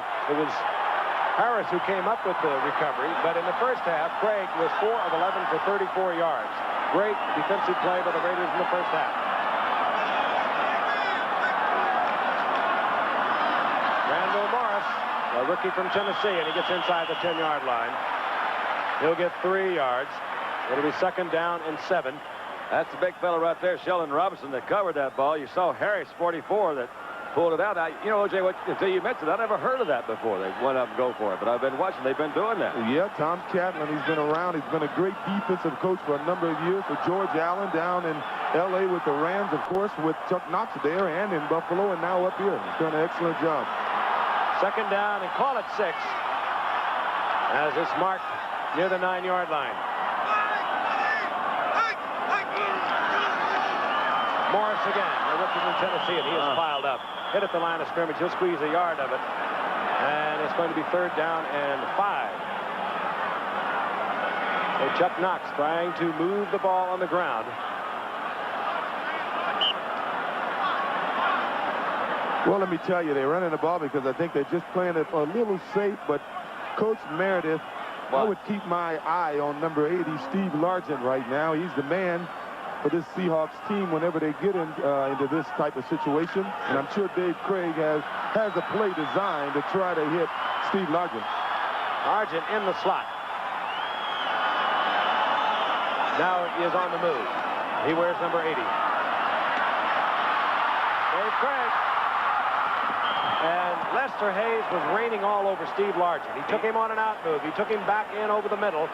And so out will come the field goal unit. Let's watch a great defensive play by Lester Hayes. He just was glued to Largent. Well, if O.J. knew they were going to throw to Largent, don't you think Lester knew they were going to also?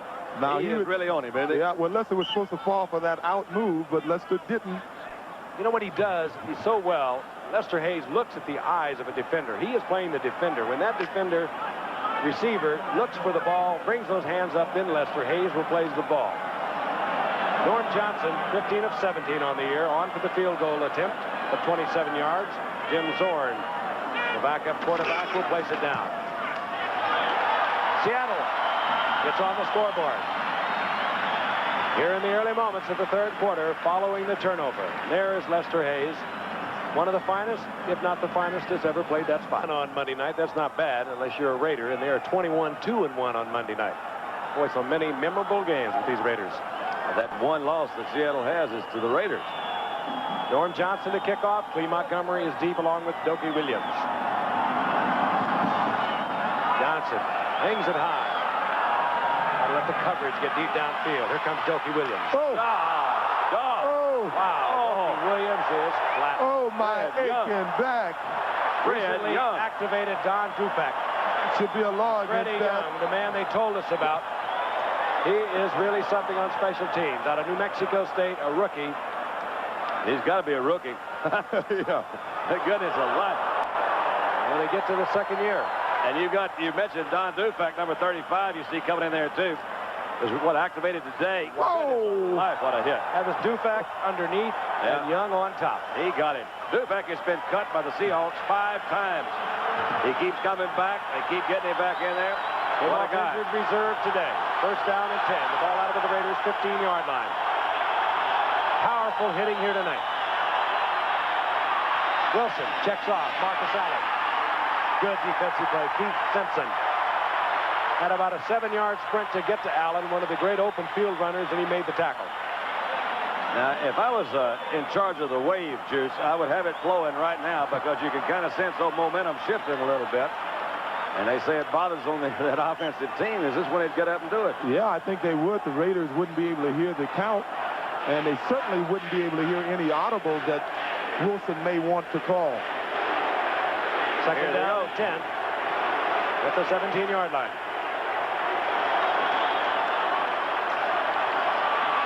Hawkins, and Hawkins hammered right at the line of scrimmage, and he almost lost that one again. Joe Nash and Jacob Green, that's a lot of defense. Give him a yard and a half on that, but it's still third down and long, and there are those Raider Busters T-shirts that I spoke of earlier. And that's exactly what the Seahawks are doing right now, busting up some Raiders. 40,000 of those T-shirts were sold in the Seattle area. And there goes the wave.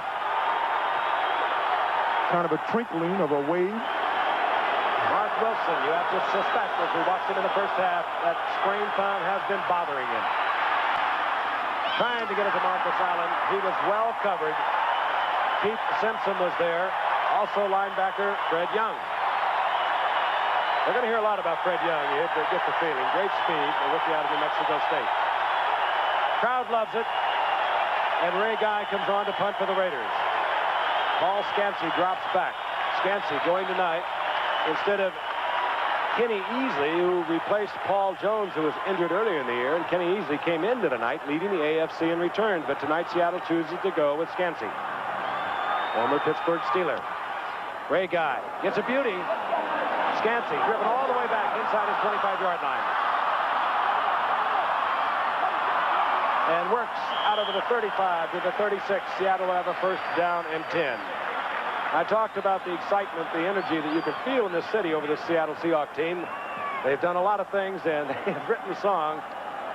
Local station KUBE put it on the air. It's called Raider Busters. Let's hear a little bit of it. When things get tough for old Chuck Knox, who's he gonna call? Raider Busters! Cause the Raiders are coming to play the Hawks. Who should he call? Raider Busters!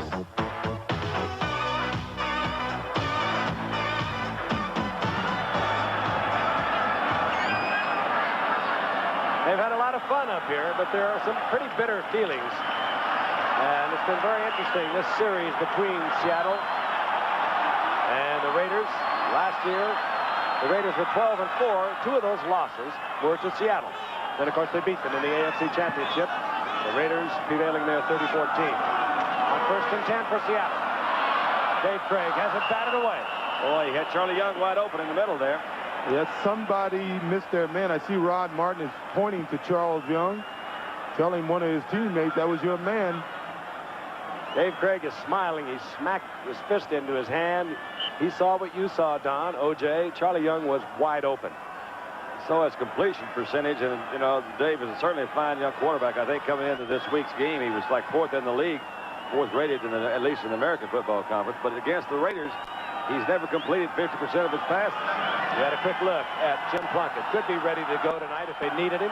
Activated, injured 5 weeks ago, and abdominal muscle tear in a game that the Raiders won against Seattle 28-14. This is their second meeting. Second and 10. The blitz is on. Craig somehow gets away from it. A safety blitz was on. Craig dives for the first down. That could spark this ball club. You bet it could. Mike Davis was on a safety blitz, and somehow Craig got away from the sure-footed Mike Davis.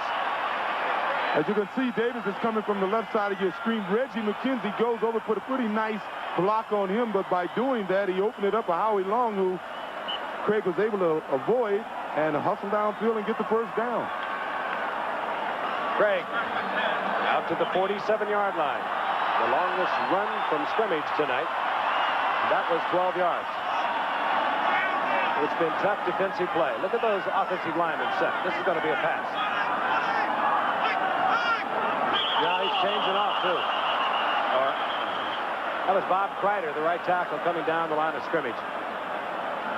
Had great years in New England. Ball start, number 78, 5 yards. Down remains the same. We're going to pause 5 seconds and allow our stations to identify themselves as they mark it off.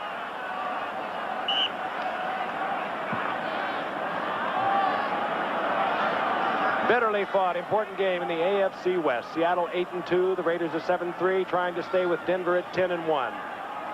Defensive game in the first half. Los Angeles with 1 sustained drive, getting 7 points. They moved 46 yards for that.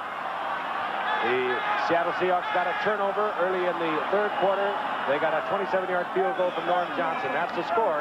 7-3, the Raiders over the Seahawks. First down, 15. Craig again getting out of trouble. And Craig again picking up yardage back to the original line of scrimmage, or close to it, as he's chased out of bounds by Otis McKinney. Big Howie Long is so close and yet so far away. You mentioned earlier, Frank, he's not having the year he had last year. I think he's still playing good ball. He's just getting double and triple teamed, and that's twice.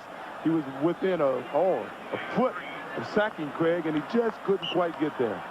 Oh, I think he's one of the truly great ones coming on, but he got a lot of people's attention a year ago. He got Craig's attention the last 2 plays, too. He went for 13 sacks a year ago, went to the Pro Bowl out of Villanova. Big number 75. Both quarterbacks thus far tonight have 1 receiver, or 1 completion to a wide receiver. So in that kind of game. 2nd and 11 from the shotgun. Craig gets it to number 81. Darrell Turner, he's got a lot of speed. And he's hammered down, hit by Otis McKinney, but Darrell Turner, the rookie from Michigan State, with a 44-yard pickup. It'll be first down at the 10-yard line, Seattle.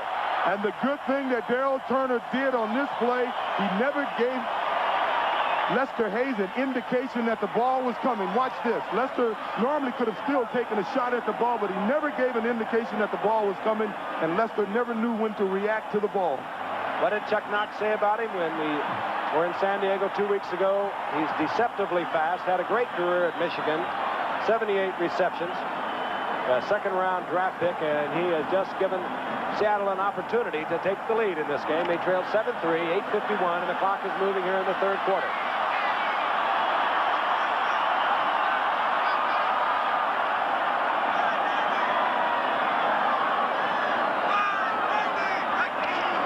Craig is back. This time he'll go down. The blitz was on. Bob Nelson was in there from linebacker, and Bill Pickell, the nose tackle. I think that's one thing that happens to the quarterback when he has a little success running. He doesn't go back and set up. You see 2 guys pushing. That's got your old buddy Reggie out there. He's mad at somebody. I thought he was fighting one of his own men, but I think they were trying to keep him away from the defense. Craig was able to squeeze back towards the line of scrimmage, so there was only a loss of 2. It'll be 2nd down and 12, and we're seeing a lot of Pickell tonight because along with Matt Millen, the strong side linebacker, and a good one indeed, Reggie Kinlaw, who ordinarily would be in there, and there is Bill Pickell, is out with a groin pull, as is Matt Millen. There he goes. 2nd and 12.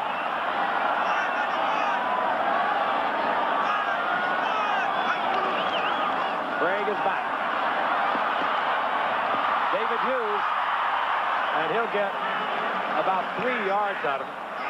Good play. It was Jeff Barnes, the linebacker on the left side, who was very close to Hughes all the way out of the backfield. Well, I think Reggie has gotten a little too excited. I saw him get sick there right before the ball was snapped. He's had a history of getting sick on a football field. Ahmad Rashad used to tease him because his weight is so low that he's always got to eat. And he eats a lot of bacon the morning of a game. You know, eat a big breakfast. I saw him get sick, and he just left the football field, but he'll be back in there. Let's don't get too graphic. 3rd down, goal to go.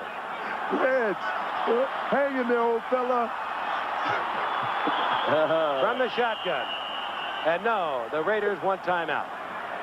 They looked at perhaps a different set. So the Raiders have expended a timeout. They could need line up. He's a little lighter, but he's back in there. Yeah, well, Reggie, you know, he means a lot to this team. He was voted the most inspirational player by the guys. He came in, he started team meetings, and he really got this team, thinking like a team, but he came into the league. He played with me at 233 pounds. That was a rather light for a lineman. So he has to eat a lot to keep that weight up. I don't want to know what it is. No, it's all right. Third down, goal to go. Craig Dow here in the second half, 3 of 4 for 47 yards. In the entire first half, he was 4 of 11 for 34 yards. Go get him, Reg. From the shotgun, third and goal. Chris Castor in motion.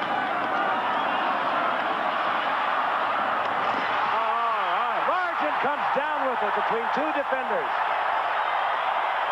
Great effort. Van McElroy was there. Lester Hayes was there. And Largent, one of the superb players. No, that is Byron Walker.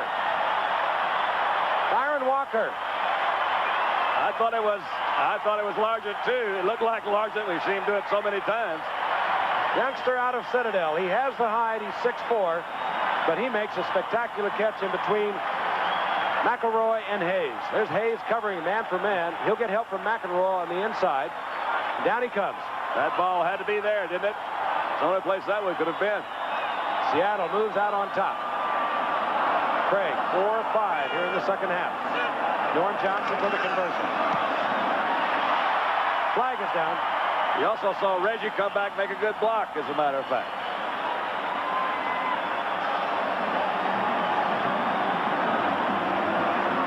Our referee, once again tonight, Jim Tunney. Relatively penalty-free tonight. 5 for point was successful. Offside defense. He penalized on the kickoff. There he is, Byron Walker. Got it in on a 3rd down and 9. He's 6'4", 190 pounds, and you're right, Don. Dave Craig had to have it right in there. You see right behind Craig, that was Reggie McKenzie that had a block in here. This kid almost drops the ball if you look at it from this angle. He had it once and reached out, pulled it back in. Come back home, he said. Come back home. Lester Hayes had position. A great pass by Dave Craig. If you were with us earlier, Dokie Williams ordinarily would be back. Greg Pruitt is in there. Dokie Williams really hammered by Fred Young, the rookie from New Mexico State.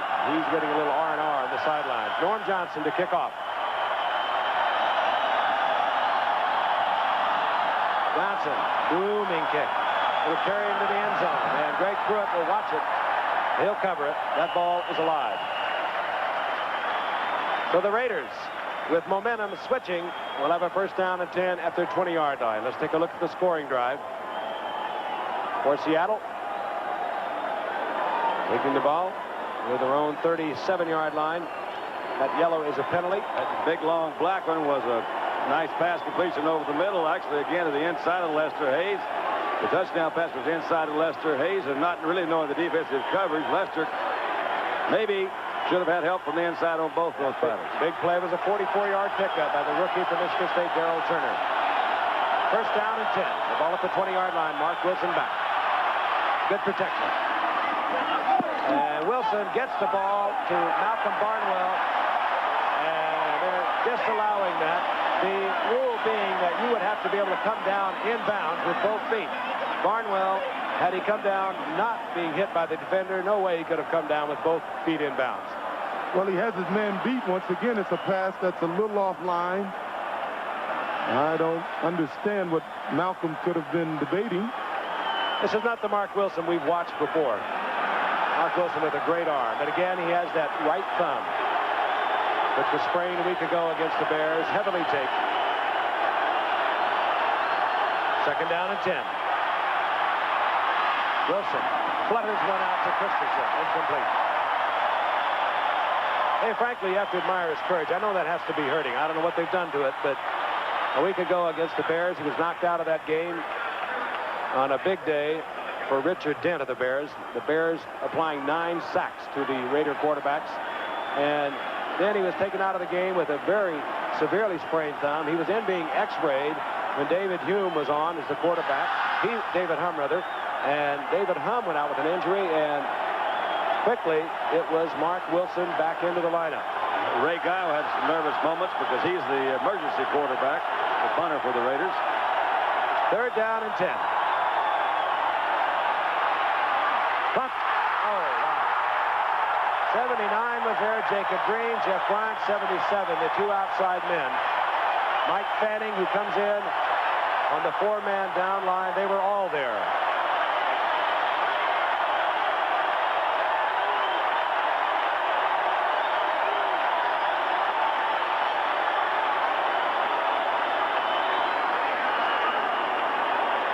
They love it. They are aware of the standings in the AFC West. Denver on top 10-1. A Raider loss tonight. They had dropped to 7-4.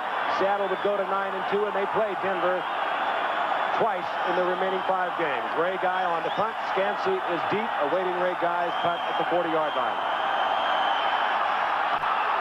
Close. Scansey from his own 40. Flag is down, far upfield. Keith Simpson is saying, I did nothing. Otis McKinney is saying, yes, he did. It was 4th and 14. And Jim Tunney will sort it out.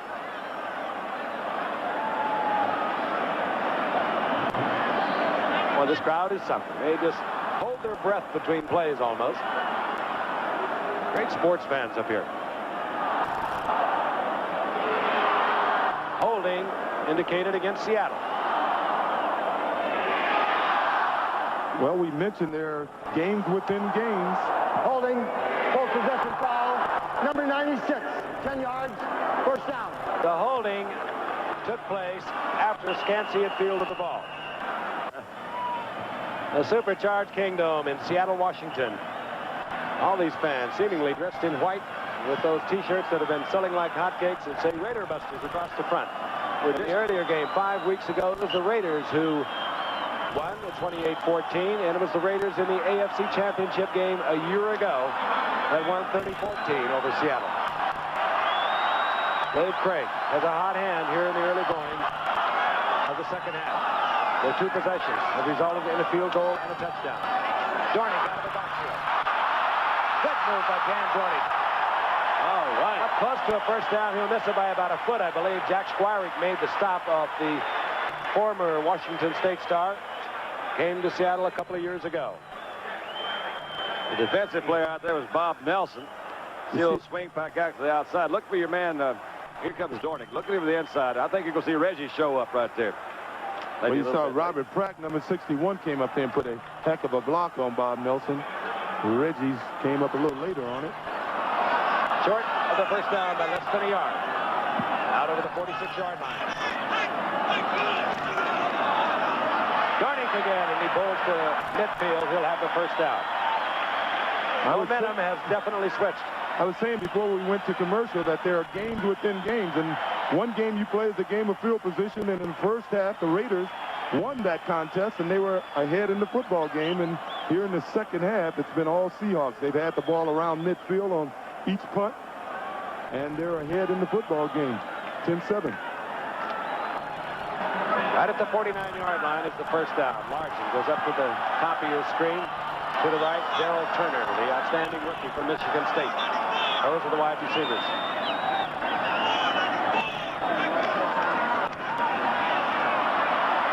Great. Beautiful pass to Charlie Young.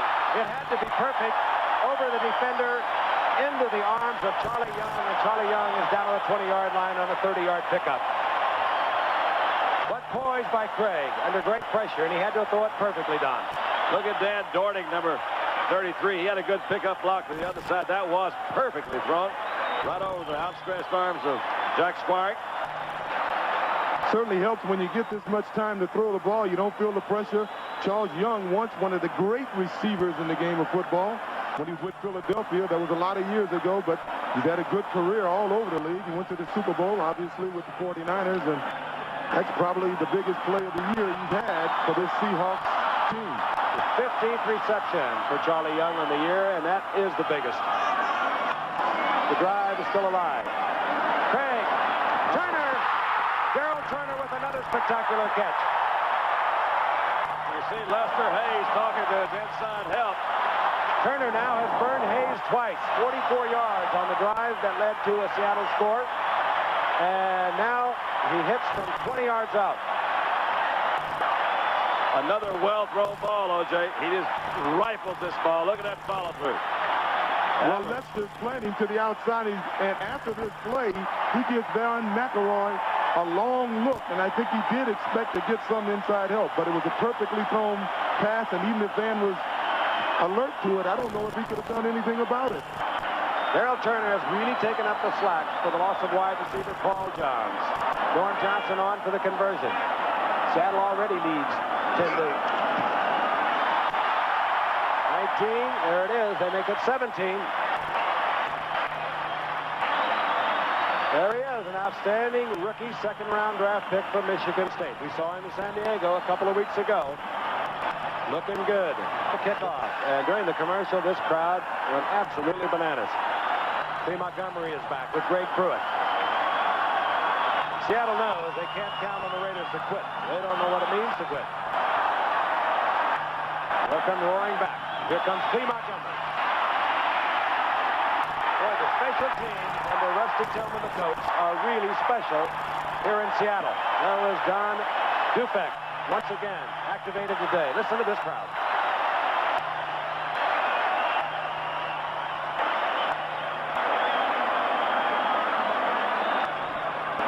The Raiders have watched the momentum switch. They have a first and 10 at the 15-yard line. They need to get something going. Mark Wilson steps into the huddle. And the youngster from Michigan State, Daryl Turner, having a big night.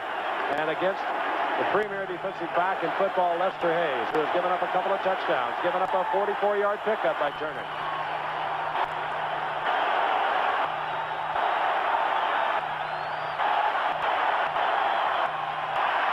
Wilson underthrows to Cliff Branch, but he was under pressure. It'll be 2nd and 10. Once again, CFA action continuing this Saturday as the Big 8 powers get together. Number 1 Nebraska, 6th ranked Oklahoma, and what a classic that'll be.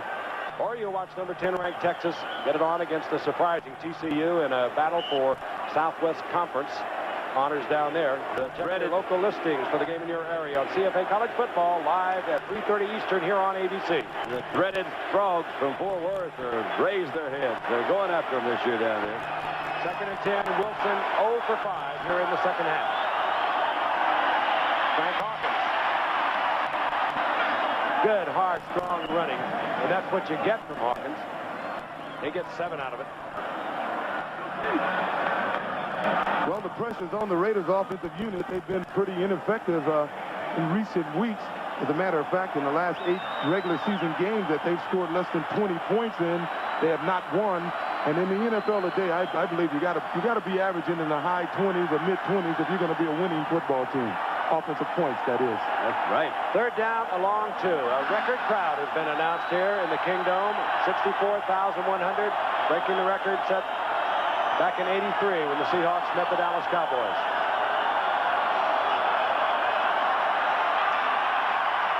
Wilson.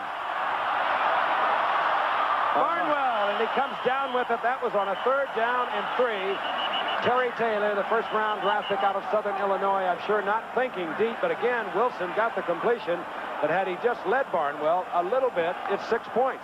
You got to give Malcolm Barnwell all the credit here. The ball is thrown over his outside shoulder. He's running down the middle of the field. He makes a great adjustment there. He really did. Just to catch the ball falling away from it is an incredible catch on his part, and especially when you consider the value of the catch at this point in the game. If nothing else, the Raiders will have field position for the rest of this quarter. You know, that's a young mistake by Terry Taylor, the rookie from Southern Illinois. He had good position. He just didn't think that Wilson was going to hang it up there on a 3rd down and long 2. The first down is at the 33-yard line with the Seahawks. In and out of the hands of Frank Hawkins. Too much on it. Maybe a little too picky or a little too critical, but again, that was an example. If Mark had laid the ball more out in the center of the field, I think Malcolm had the speed to adjust. He adjusted behind him. They wouldn't have touched him. He has that speed to go deep. I mentioned earlier in the game, he has already caught 6 passes this year over 40 yards. The thing about a sore thumb, everybody's played with him. I've played with him, had one kind of cracked a little bit. You look at big Jacob Green, everybody knows he's there. But that sore thumb actually could be getting a little bit more sore later in the game because he's been using it. And getting that snap from center, he's pounding right on that right hand. That was Jacob Green gesturing at Henry Lawrence, the man he's been working against all night. And it was not a friendly gesture. It's second down and 10. Jacob Green almost got to Wilson, but Wilson is able to get it to Barnwell, and Barnwell will have first down yardage at the 20-yard line. Keith Simpson laying off Barnwell because of that great speed. Well, these guys are certainly taking some liberties with the Raiders. Historically, they're not a team that you point your finger to and argue at too much. They're a little different Raider team. You know, when I played, they're a team that got a lot of penalties, mostly the aggressive kind. They always came out on the field and got a lot of unnecessary roughness. As you pointed out, it was surprising last week. They only had one penalty for 5 yards, and that's uncharacteristic of a Raider team. That was in the first quarter. First and 10. Wilson trying to get it to Barnwell. He is well covered by Dave Brown, and Dave Brown was getting help from John Harris at free safety. These safeties seem to be having very little trouble in reading Wilson, because I saw him get a real jump on him that time. The minute he looked over there, Harris came over, and it's a good thing the ball was thrown high. Otherwise, I think the Seahawks would have had another turnover. You see that number 21, Cliff Branch, walked over and said something to Mark Wilson. And you better believe, after 13 years in this league, that Mark Wilson is going to listen to number 21, Cliff Branch. Both wide receivers now split to the left. Second and 10. I still look for Todd Christensen down there. Wilson. Christensen. First down. Bobbles the ball. It's loose. Seattle has it. Again. Came into tonight leading the NFL along with Denver with 44 turnovers. They have 3 tonight. Christensen had the first down. It would have been first down, goal to go. Dave Brown makes the recovery. Well, Don, you called it. You said they'd be looking for Todd. Well, they almost had to. You go into that center part of the field out there with your big guys. He just a little turn in. Missed him right there. And let's see if they're going for the ball. Man, that was Keith Simpson, and he did nothing but go for the ball. He knew the tackle was assured. Well, he had John Harris riding his back, and Simpson did strip the ball loose. Well, you know, you run the risk of having a lot of broken tackles when you try to tackle the ball like that, but I guess they do a lot of tackling drills up here, because the first man does an excellent job of securing the runner, and the other guys have that latitude to go after the ball. Seattle at their own 5-yard line. Dan Adorni. This is when they really need to pull it together defensively. You see a little bit more give on that Raider defense, but they didn't score. But the next best thing is to make them punt real quick, like they're going to get that ball. You're right, Don. We were saying the team that's been having the offensive success has been the team that's had the field position. If nothing else, the Raiders should, if the game continues to go the way it has, have the field position, if nothing else, for the rest of the game. We're seeing a lot of Dornick tonight because David Hughes injured his wrist. He was the starter along Ribbs, brother, and along with Zach Dixon. Dornick ordinarily has been used all year long, only on passing situations. But he's made big plays tonight, and he just picked up 4 yards. It's second down and 6. Craig. He moved as well. That was incomplete. Really was. Well covered. Jack Squirey defensively, and once again Squirey in there at linebacker for an injured Matt Millen. Well, they say that he's been accused of being conservative, which he is. In L.A. for a while, they even called Chuck Knox teams boring. But there's one thing you can say, he's always won.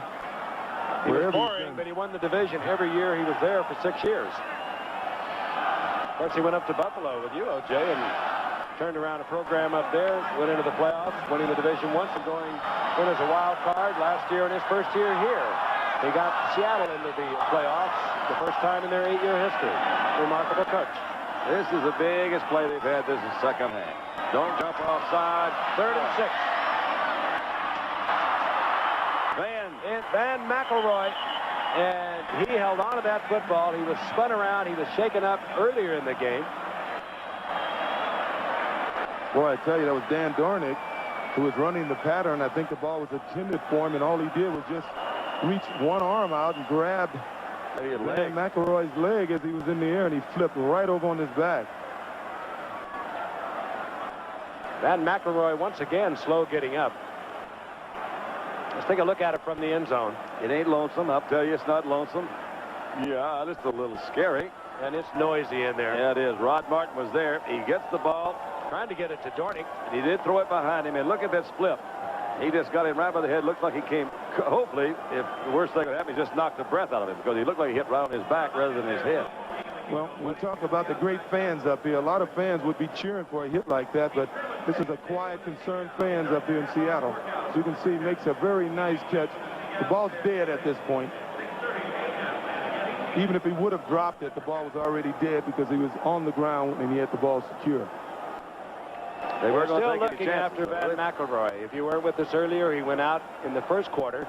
They worked on his neck, and it appeared that though he had, on a tackle, jammed his neck.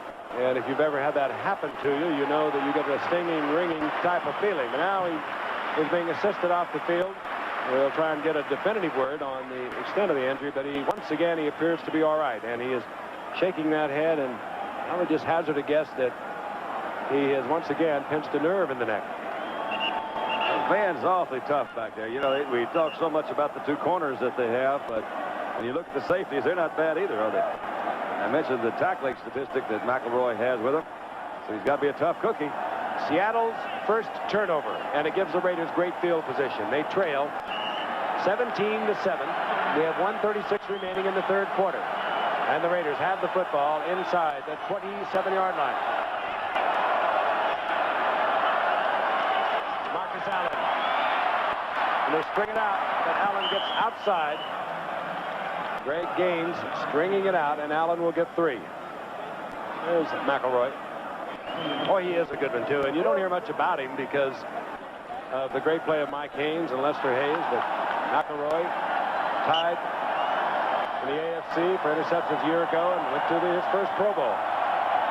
He's his third-year guy out of Baylor, Frank. As the graphic earlier indicated, his 12th interception of his career. That's not bad. They marked it inside the 24. Frank Hawkins, single setback, 2nd down and 6. Hawkins, good opening. Good blocking over the left side where Shelby Jordan is working along with Kurt Marsh. Stepped out of Keith Simpson's hands there. Keith, he made a pretty good cut on him, but Keith just couldn't keep his feet or his balance, and Frank was able to move right through it. Inside the 15, 1st down and 10. Tom Flores. And you can bet Tom just told Marcus to tell the whole huddle, you know those guys are going after the ball. I wouldn't remind my backs about fumbling. I wouldn't even say anything about it. Normally I wouldn't, but at this stage in the game, I'd say look out for him tackling the ball. 1st down. Marcus Allen gets away from one defender. Good yardage to the 10-yard line. Gain of 4. It'll be 2nd down and 6. Joe Nash with those tackles sliding off a block to make the stop. You might see an indication in a situation like this where a team thinks that they have the best chance of running. I know, O.J., we used to have some plays we'd run to the left side, some we wouldn't run to the right, vice versa. They've run to the left side here the last 3 times. Where it is, the Van McElroy should be back.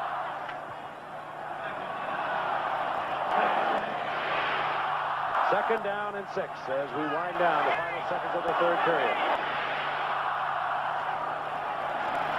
Hawkins, good running by Hawkins, and he should have another Raider 1st down inside the 5-yard line. Clock stopped with 2 seconds remaining in the third quarter. And I believe that's just to unpile the Seattle defenders. The offensive line for the Raiders seems to have had more surge in the last series. Seattle over the Raiders 17-7, but the Raiders are threatening. We'll be back for fourth quarter action after back as we begin the fourth quarter action. 17-7, the Seattle Seahawks over the Los Angeles Raiders. It'll be 3rd down, less than a yard to go for the Raiders. That was a very close measurement. It was so close, as a matter of fact, on the scoreboard, they already put up a 1st down and goal to go. They still have it up there. Yeah, they sure do. Well, partisan crowd, partisan scorekeeper. 3rd down and inches.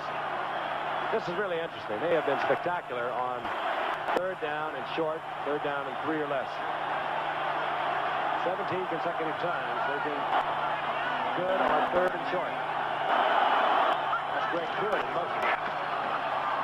One of the reasons, Hawkins, strong runner, 5'9", 210. He gets the 1st down. Now it's 1st down, goal to go. If anything, that was certainly a big plus for the Raiders not to make that first down. They picked up an extra down there. Now, first down and goal from the 3. Time to call air traffic control again. Maybe a little early. Hey, a couple of flights, couple of short flights. Lyle Alzado has gone into the Raider locker room. Some kind of a leg injury. We'll try and get the word on that. But he had a big first half. Sort of unusual to see Greg Pruitt in the game now, but I guess not. They're thinking about throwing the football, obviously. Hawkins. That was your air control, but a different jet. Spinning over the top, down close to the 1-yard line. It'll be second down goal to go. Yeah, I think we get a little commuter flight coming in now. Here he comes, 32, flight 32 from L.A. to Seattle. Marcus Allen in our second telecast, and he went for 4 touchdowns against San Diego. We understand that Marcus Allen had to leave the game because they had Stickum on his hands. That's not allowed anymore in the NFL. He had to get it off.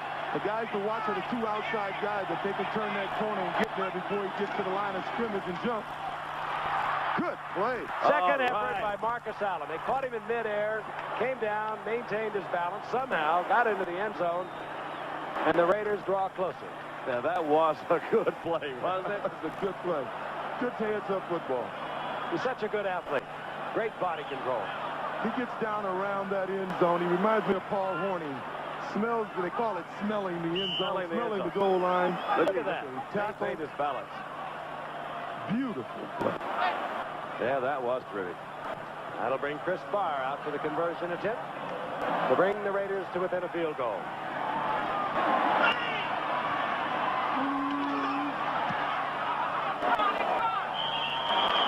A 3-point separation. Seattle still maintains the lead 17-14 over the Raiders in a very important AFC Western game. Early moments of the fourth quarter. Seattle with a 17-14 lead over the Raiders. And now we have another return man for Seattle. Back there is Randall Morris, the rookie out of Tennessee. He joins Zach Dixon, and Chris Barr will kick off.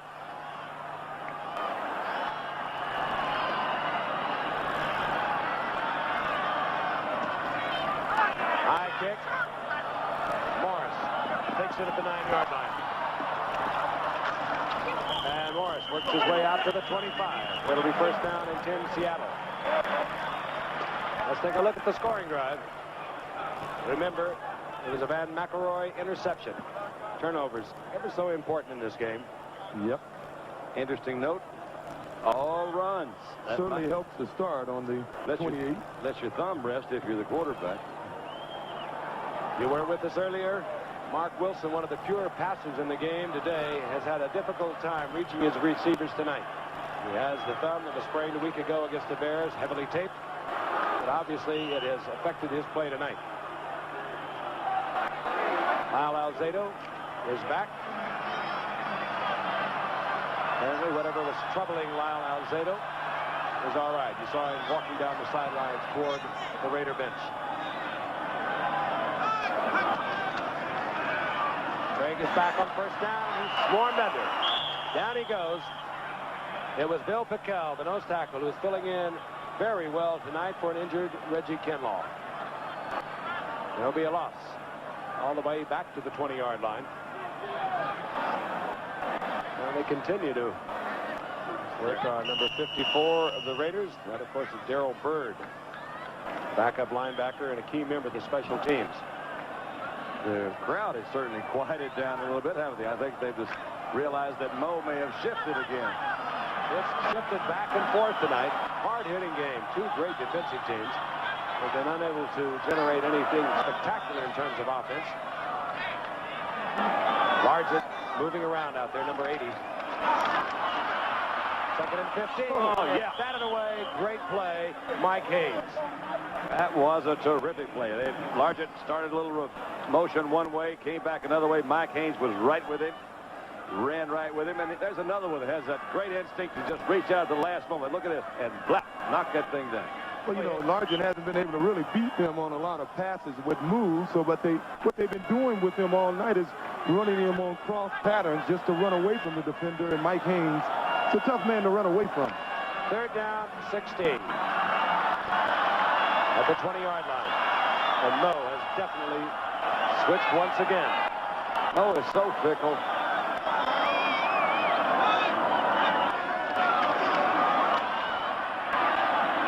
Craig trying to get to Turner. You'll see a flag on that. Lester Hayes could have let him go. That pass was well overthrown, Darrell Turner. But Lester Hayes has been burned tonight. He has given up a couple of touchdowns and a big gainer that got Seattle back in this game. 42 yards on that penalty. Lester takes so much pride in his ability to play that position. He might get to that point in this stage of the game where he's pressing a little bit too hard. Pass interference. Defense, number 37, first down. There is a Seahawk that is slow getting up. You can see they're running. I think they're going to get their legs sort of tangled right here. Well, their legs got tangled there. 80. Turner was slowing up to come back to the ball. Hayes, who had been playing Turner, looked back for the ball and ran right up Darrell Turner's legs. Well, on a 3rd and 16, the Hawks will take it any way they can get it, won't they? I can't say I blame them. We'll not try to identify the Seattle Seahawk until we get. No, I think it's Darrell Turner. Line on his number. Yeah, it was Turner. He never got up from that entanglement. Entanglement, that's very good. First down and 10 for Seattle. They'll have the ball near the 30. Shake it up on that play that drew pass interference from Lester Hayes and a 42-yard pickup, but a Seattle first down at the 39-yard line. Seattle on top, 17-14. Early minutes of the 4th quarter in a critical game in the AFC West.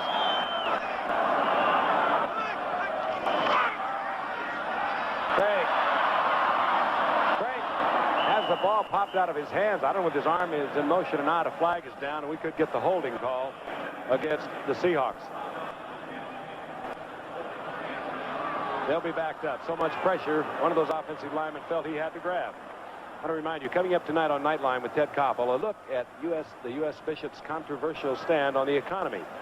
Is it dangerous meddling? Guests include one of the bishops and William F. Buckley Jr. That's tonight on Nightline, following your late local news on most of these ABC stations. Blair Bush, the center, detected holding. Craig had little or no chance. Then they swarmed all over him. Tried to just pop that ball loose, and that was rather a dangerous effort. It'll be first down and 20. Specialty pass prevent players come into the ball game. Those are the penalties that have been assessed tonight. First down and 20, 49-yard line of the Raiders. Draw play, Dornick out of the shotgun. Doesn't fool the Raiders. Dornick gets 4 out of it, back to the 45-yard line, where it will be third down at about 17. Good heads-up play by Otis McKinney that time. Obviously, they were looking for the pass in that pass defense, and Otis kept his head up, saw Dan coming through the line. Second down, I'll correct myself. I think I said third down, but it's second down and 17. And with Alzado on the bench, and we were looking for him, he came back from the locker room. The rookie Sean Jones out of Northeastern is in there. Second-round draft pick. Good pass rusher. They think they're going to have great things from him. And the shotgun once again. Craig. And in and out of the hands of Chris Castor. Ball was there, just ran out of field. James Davis, good coverage back there. Now it'll bring up third and 17. And you got the big 4 guys up front putting the rush on. They're playing man-to-man back here in the back. Say, look at them. Every one of those guys has got one of those Seahawks. Well, they're sticking to them, aren't they? Great shot. Now here's James Davis, perfect position. And right to the last, they didn't have to. That was James Davis, as Frank mentioned, number 45, had good position. Boy, they play that man, don't they? All of them are looking at the man. Not even a glance back to see if the ball has been released. Turner is back in the game. Darrell Turner, who's been a real force tonight for Seattle. A rookie from Michigan State. Craig gets it to Turner. The flag is down. Turner almost pops it loose. Gets to about the 43-yard line. Only a gain of 3, but again, a flag is down. We could have another holding call.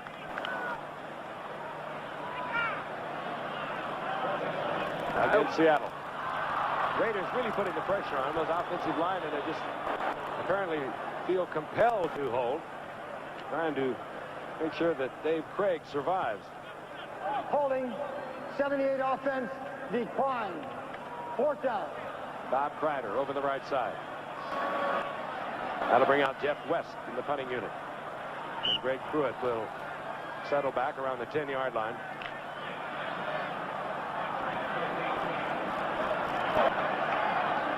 Jeff West doesn't kick it long, but he right up there tied for the lead in the NFL, kicking it out of bounds inside the 20. He is very good at it. Kicks it high.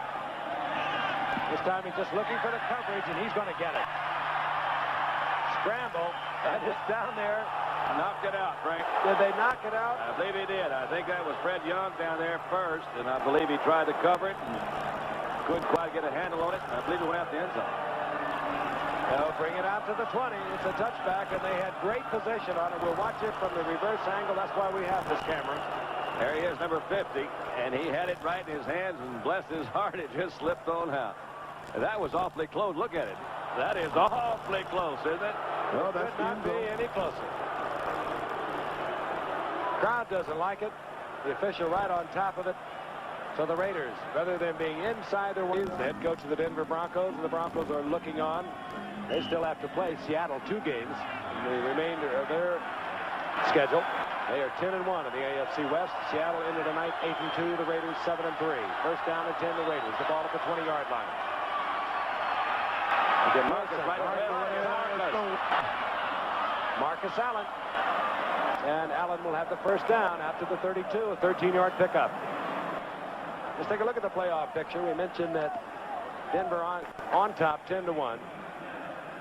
Danny's home.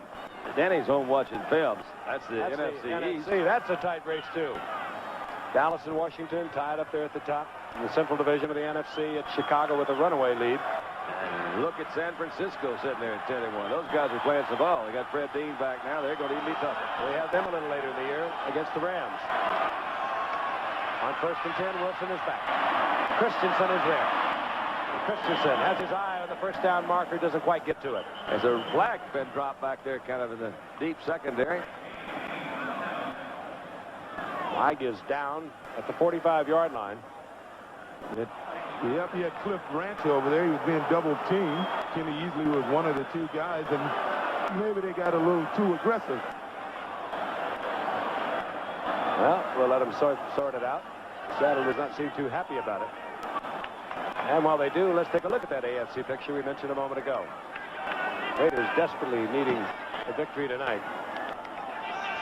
There it is in the AFC. Miami with that 11-0 mark by the margin of a misconversion yesterday. Now here are the other contenders. And they are just that, contenders at this moment. And the Raiders could be in a lot of trouble. 7-4 sitting right here with not too many left to play. 5 games after the night. Short of the first down is Todd Christensen. Still haven't got this flag displayed. Here comes Jim Tunney.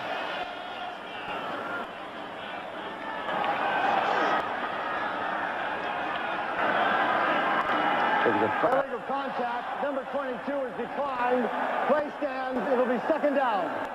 Illegal contact against Dave Brown. I think he was bumping the receiver past the 5-yard limit. That's your double bump, right? Bump, bump, but a bump, bump. Costs you 5. Well, the Raiders opted to take that one because they've been first down. They almost got them a first down right here. They're so good at that. That's an incredible statistic that you mentioned earlier, Frank, about 17 times in a row. That 3rd and 1. That was ended tonight. They made it 18 tonight. 18. In the past, this would be a perfect situation for the Raiders to go downfield, but as we saw before the end of the first half, I think they'll be a little more conservative and just try to get the first down. It's a situation where a good back looks for it because he knows they'll all be up there trying to keep you from getting the first down, and you may be able to pop it and go all the way. 2nd down, less than 1. Frank Hawkins has it easily out over the 45-yard line. The Raiders keep it alive with 10:45 remaining here in the 4th quarter. And Seattle on top 17-14. Imagine Hawkins is going to wrap his hands around that ball, don't you imagine? Jim? Well, he had a little hesitation. I can see that he thought at one point, maybe I can bounce outside, because he did have a little hesitation at the line of scrimmage. He looked outside. He said, I better get the first down. Yeah, he saw that big offensive line start moving forward. He says, I think I'll follow them. First and 10 inside the 46-yard line of the Raiders. Seattle comes with the blitz. Cliff Branch all alone in the man-for-man coverage. Dave Brown covers Cliff Branch, but not until he moves into Seattle territory near the 49, gain of 5. That Cliff's first catch of the night or second? Second catch of the night. You know, he's the guy that we mentioned at the top of the show. He's missed 2 games, 2.5 games, and the Raiders lose, but old Cliff's not there. He's not been terribly effective tonight, but maybe just having him back in there gives him a big lift. He needs one more, Don, for, what, 500? 500. He has an amazing career. 13 years he's been doing it, averaging just under 18 yards of reception and 67 touchdowns over that time. Oh, no. No. John Harris, and that was one that Mark Wilson shouldn't have thrown. He knows it. Yeah, he sure does. He's struggling tonight. That thumb has got to be affecting his performance. Really does. We've seen him too many times. Really does. He also had Todd Christensen open about 20 yards down the field. Had his mind made up when he went out there. He's throwing, when he rolls to his left, you see him trying to throw it. All arm. All arm. Trying to protect that thumb, but he didn't even come close to Cliff that time. John Harris brings it back to the 20-yard line, and Seattle leading 17-14 with 9:21 remaining in the game. We'll have a first down and 10. A good tackle by Marcus. Dornick stays in, single setback. We told you about the injury to David Hughes' ribs. This is Dornick. Takes a handoff up around the neck. It still works for about 3 yards. It'll be second down and 7. Let's watch the way he throws, Don. You could probably tell better than me. You see, he's just right there. He just didn't get his body through it. And that thumb, you know, I don't really know how. You can't tell how much it hurts, but you know it hurts him some. But he really didn't get his body back behind it. And you're proud of it, aren't you, John? I don't blame him. John Harris picked that one off, but that was like almost fair catching. That one's up there so long. Ever watch somebody try and throw a baseball with a sore finger? That's how Wilson was delivering the ball. Second and 7. That's the time remaining in the game. Zach Dixon got out of trouble and ran into a bunch more of it in the form of Jack Squiring. With a loss on the play. And that play you saw why Rod Martin played in the Pro Bowl last year. He held his man. He forced Dixon to think about going up. Then he forced him to go outside, and then he got in on the tackle. That's taking care of the inside, outside, right at you. That's my responsibility. Another bad piece of news for the Raiders. Lyle Alzado probably will not be back. He has apparently a pulled groin. So many pulls on this Raider team. One has to wonder about the surface of the Coliseum where they've been playing. It never really was put back into shape after the Olympics. Of course, they went right into the football season. Sandy in spots, and that's how you get the pulls. Third and long. Ball up in the air. I think Craig's arm was hit. That will be an incompletion, and another flag is down.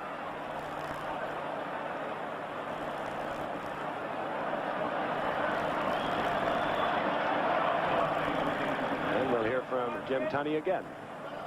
Preliminary indication, illegal use of hands on the part of Seattle. And, hey, the Raiders have not stopped coming all night. Illegal use of the hands, 78, declined, 4th down. Bob Kreider, he's having a tough night against Howie Long. It's been such a good ball game defensively all night. You got to get these guys figured that now at this stage of the game, the Raiders got to get this ball back down. They're 3 points down. They've got to come away with at least a field goal. Key possession, and they should get it in relatively good field position. Jeff West doesn't kick long. He's kicking well tonight, but he'll put it up there high. And Greg Pruitt awaits the ball at his own 40-yard line.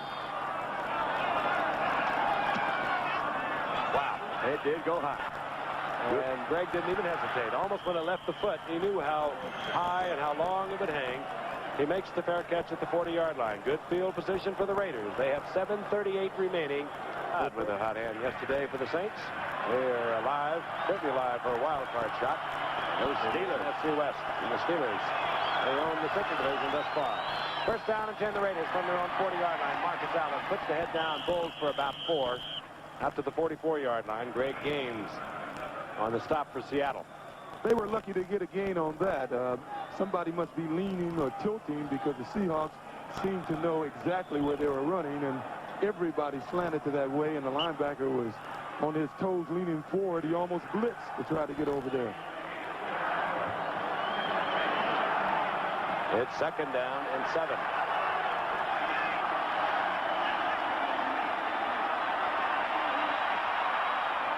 Wilson, Kenny Easley.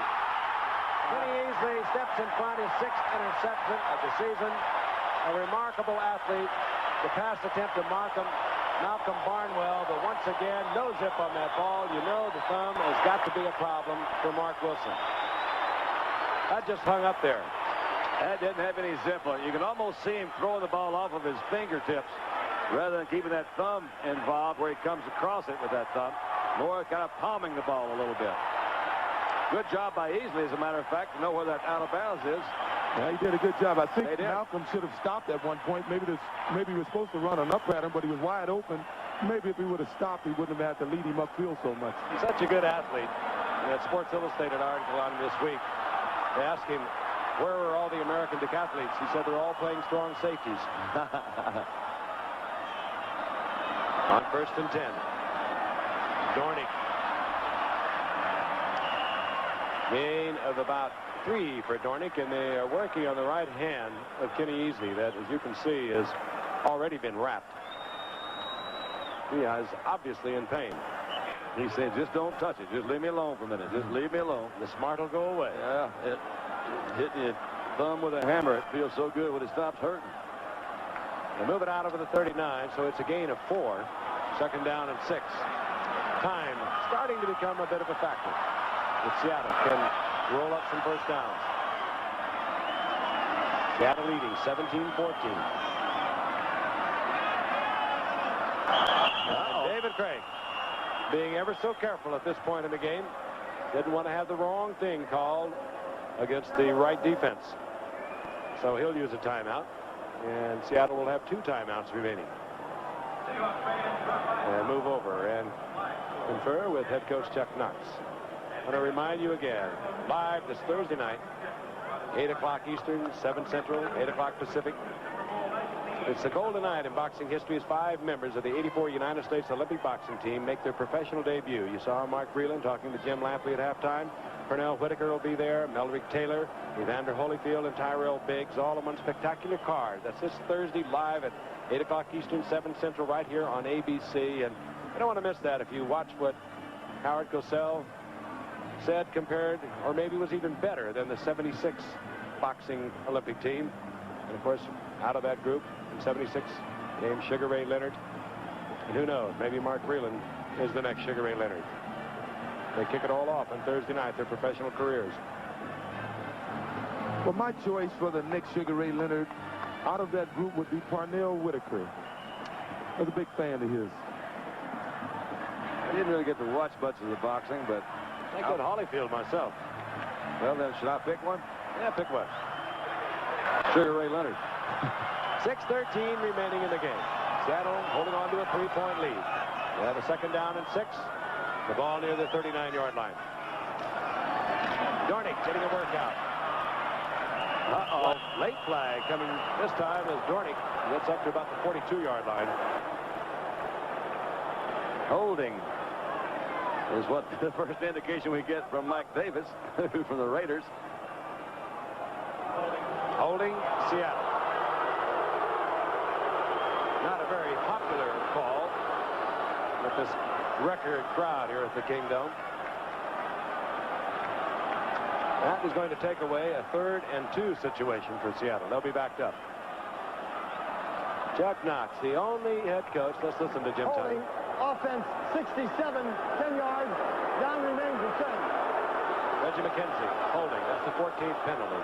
Started to mention Chuck Knox is the only coach in the game who has taken 3 different teams to the playoffs. He did it with the Rams, winning 5 straight division titles out there.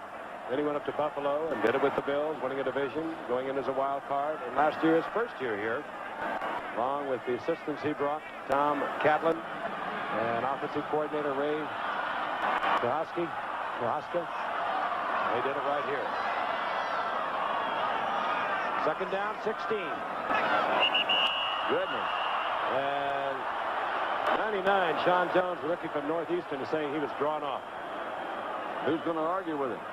Him getting a little sticky, a little messy, a little sloppy here in the late going, but it has been a hard-hitting game. And Tunney, you better not mess with him. He is pretty firm out there. Encroachment defense. Let's watch the center number, I guess it's 59, and he moved. Number 59 in the middle of your screen. Just a twitch. Sean Jones made the move. Blair Bush, whether he did or whether he didn't, he still had to deal with it, didn't he? Yep. Well, you call it a feint. That's what they call it in boxing. So he's feinting him a little bit. Okay, you can move a finger on that ball, and the way those guys are wired out there on a passing situation, they're going to move. So now back to close to the original line of scrimmage. It'll be second down, a little more than 10. 6:08 remaining.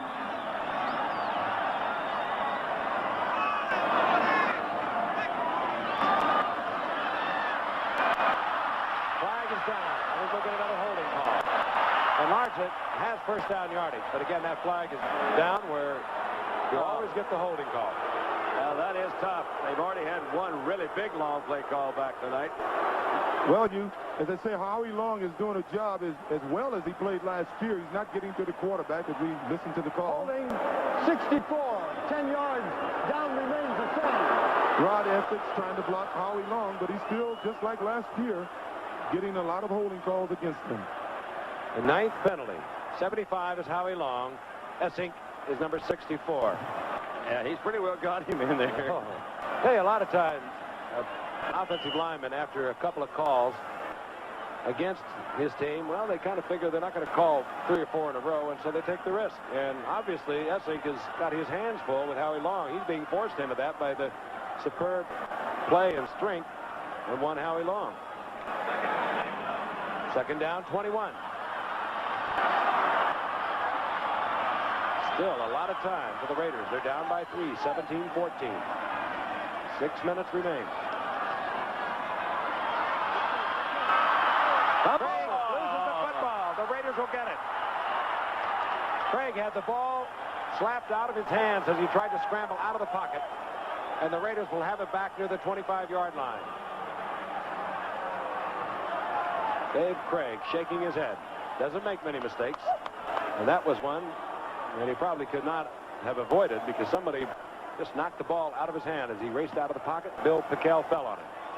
One of those things of what might have been if we look at this again, but the reverse angle, you really see it. Had it not been a holding penalty, they would have had a first down. Keep an eye on number 93, Greg Townsend. As he tries to go outside, he comes back, slaps the ball. He certainly did. He's been watching the Seahawks. Here comes Pickell. Raiders first down and 10. The ball just short of the 25-yard line of the Seattle Seahawks. What an emotional trip this has been for these partisan fans. A record crowd of over 64,000 on hand. They've been up for it all week, and they have watched the fortunes of the Seahawks soar and then fall. Hawkins. I'll tell you, they are hitting. Gain of 4. It'll be second down and 6. Well, the Seahawks over the last few years have played the Raiders probably as tough as any team in football. As you know, last year they beat them twice in the regular season. It's always a physical football game, and this has been a big weekend for L.A. versus Seattle. USC beat the University of Washington this weekend. I knew you were going to get the Rose Bowl, and that's right. This is the second in the L.A.-Seattle battle. Second and 6, safety blitz. Boom. Marcus Allen piled up. He'll get a yard out of it. It'll bring up third down and 4. A passing situation for Mark Wilson. That was Joe Nash, the big nose tackle, who stepped around there and made it. You'll notice that tempo has picked up a little bit in the last few minutes, hasn't it? They're slapping around each other. Hey, the Raiders play that kind of game with you, but Seattle is not backing away from them. This has really been a rough football game. Well, we have some. He says, goodness, goodness. Of an official's timeout or something here. Mark Wilson wants to know himself. Here comes Jim Tunney to tell us. Please put 10 seconds back on the clock. 10 seconds. Please put 10 seconds. Clock reads 4:51.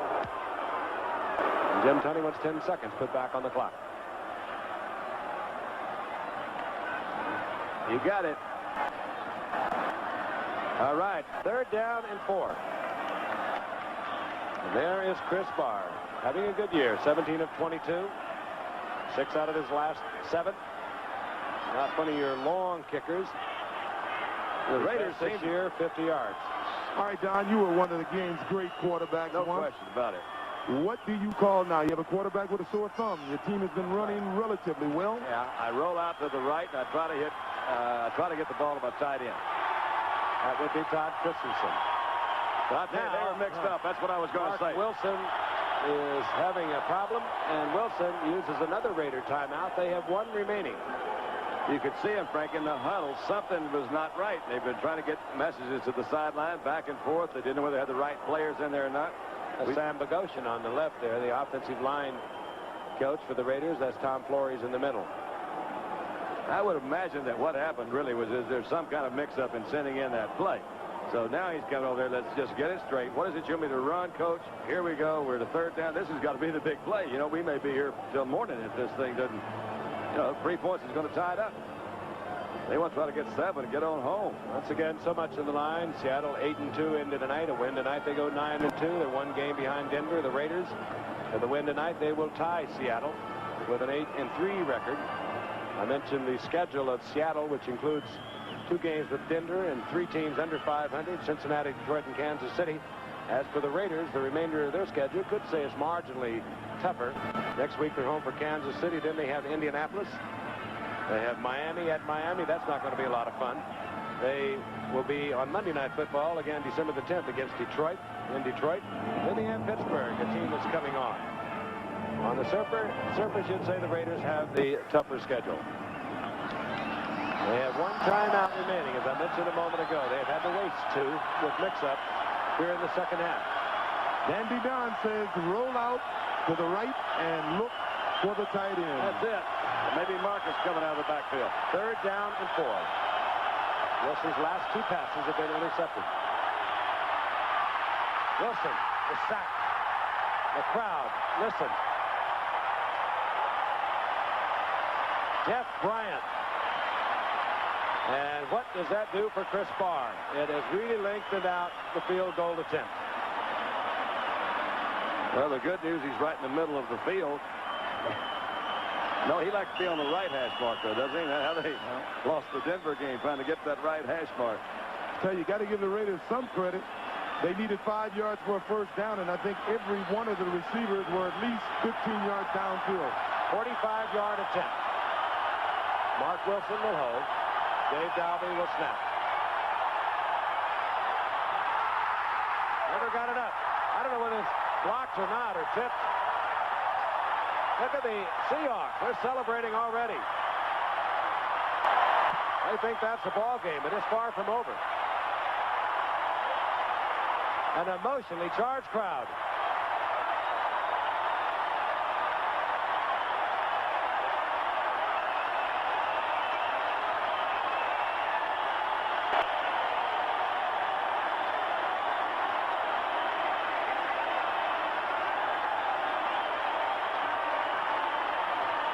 Somebody may have got a hand on it. Could have been Nash, number 72. You bet. Boy, what a fine football player he's turned into. A great nose tackle. Now in his 3rd year out of Boston College. He was a free agent. He's solid in there. And he made a great play. But Seattle has been making those great plays with their defensive unit and special teams all year long. 1st and 10, Dan Dornick. The run the 30, to the 37. He'll get 6. That one timeout remaining for the Raiders could be a factor. They're not going to be able to control the offense of the Seattle Seahawks. They almost have to save it for a possible field goal attempt in the closing minutes. Tell you that Dornick, you got to give him credit tonight. He's been cutting back against the flow, and he's been getting positive yards, and he's the only guy that's been doing much on the ground for the Seahawks. When he came here in '79 from the Giants, he had 500 yards rushing. He's been in there before.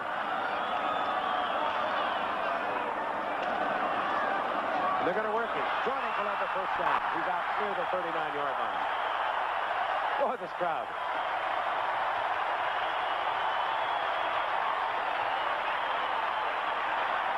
Well, you mentioned earlier the 2 timeouts that the Raiders used could very definitely come back to haunt them. I mentioned that Chuck Knox is very loyal to former players. The lead blocker for Dornick on that first down was Cullen Bryant, who played for Chuck Knox with the Los Angeles Rams. Charlie Young has made key plays tonight. He was with Chuck Knox with the Rams. First and 10.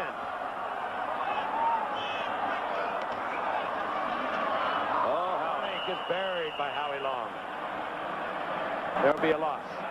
Well, they blitzed Mike Davis on that play. There's a man, Joe Nash, who's played super nose tackle for this team this season. The most improved player on this defensive unit, and he's the guy that's made it happen for him, I believe, this year. But Mike Davis did a good job of blitzing on that play, and I think at this time of the game is when the Raiders really miss Matt Millen, and now that Lyle Ozadel is out, those are 2 guys who are real tough against the run, and you can expect them to run the ball. Raiders have used their last timeout with 2:25 remaining in the game. That's it. There are no more timeouts.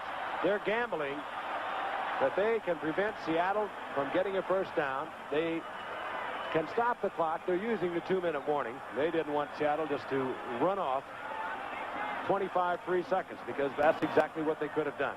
So they used their final timeout. Gambling, and maybe rightfully so, on a defense that always, over the years, seems to rise to the occasion. And the strategy game is played out on either side of the field. Craig talking with Chuck Knox. Always cool, always calm, always collected. Jim Zorn is getting in there with a word. And over the other side of the field, the Raiders' defensive captains from the field have gathered around Tom Flores. Can't really expect them to try to do a whole lot of dangerous things offensively, but I think they probably will try to throw it once. Second down and about 13th, but I would look for something really pretty safe, whatever that might be. You're going to throw it fairly short, maybe out in the flat. Hope that the back can elude a tackler, pick up some yardage. Because 1 first down would just about do it with no timeouts left. Well, I tell you, if I was Chuck Knox, I'd rely on my defense. I'd run the ball. I'd get a good punt off. I have a team that came into this game with 9 straight shutout quarters. It held a Raider team here to 14 points. And I think I'd put the pressure on the defense. Set to go. Second down and 13. Not bad, as a matter of fact. 4 wide receivers are in. But we might see the draw. Chuck Knox likes to get rid of the risk. They'll go from the shotgun. Darrell Turner, the rookie from Michigan State, in motion. There it is. Gain of only a yard or a yard and 2. The Raiders looking for that one. Sean Jones in there on the stop, the second-round draft pick out of Northeastern. And now Seattle will let the remaining seconds to the 2-minute warning tick off the clock. Chuck Knox, 11 years, the head coach, 3 different teams, 8 times he's been in the playoffs. At 2 minutes remaining. Seattle on top, 17-13. The Raiders have 17-14, rather, 3-point differential, and the Raiders have no more timeouts. Third down and 12. Craig has received the final word from head coach Chuck Knox. Craig on the night in a hard-hitting defensive football game, 11 of 25, 152 yards, a couple of touchdowns and 1 interception.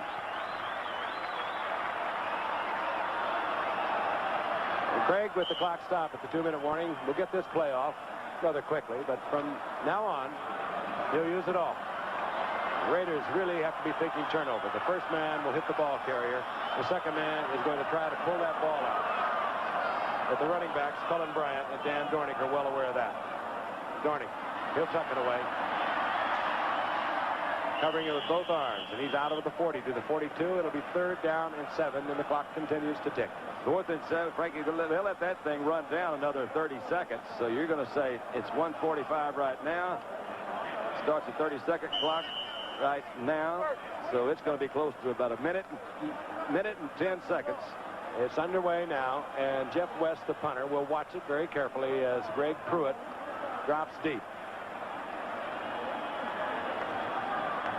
They could even take a delay of game. Yeah, they'll take it. Take every second they can get off that clock. And run it right down to another 9 seconds, 8 to go. They're going to take a 5-yard penalty. They could care less about that. They're more concerned about seconds.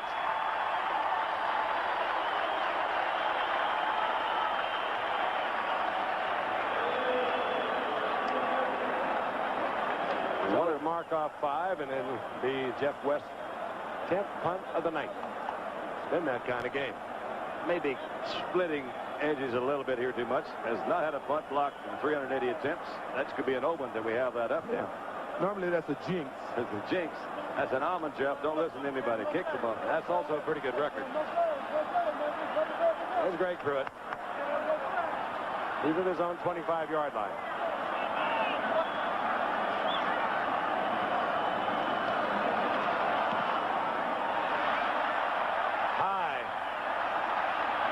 Pruitt had already indicated the fair catch. As Jeff West again gets it up there so high, his coverage is right down there in the face of Greg Pruitt. Now we have 1:02 remaining. Mark Wilson on the night, 14 of 30, 164 yards, couple of interceptions, obviously affected by the sprained thumb from a week ago. Will try to do the near impossible.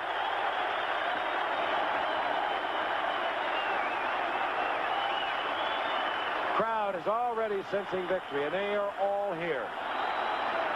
Not a soul has left from this record-setting crowd of over 64,000 at the Kingdome.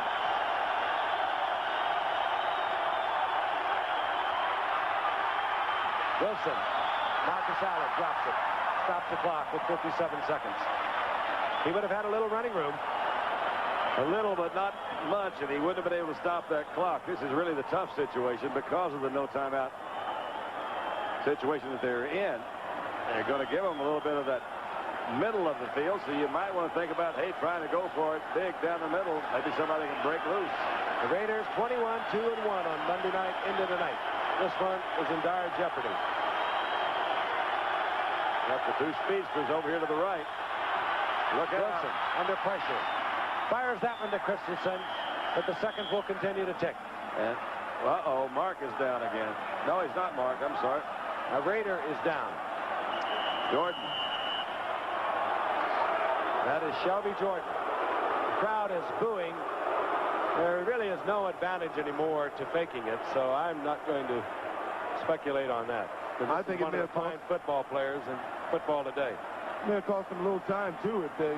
I mean, about 8 seconds had run off the clock as he lays there.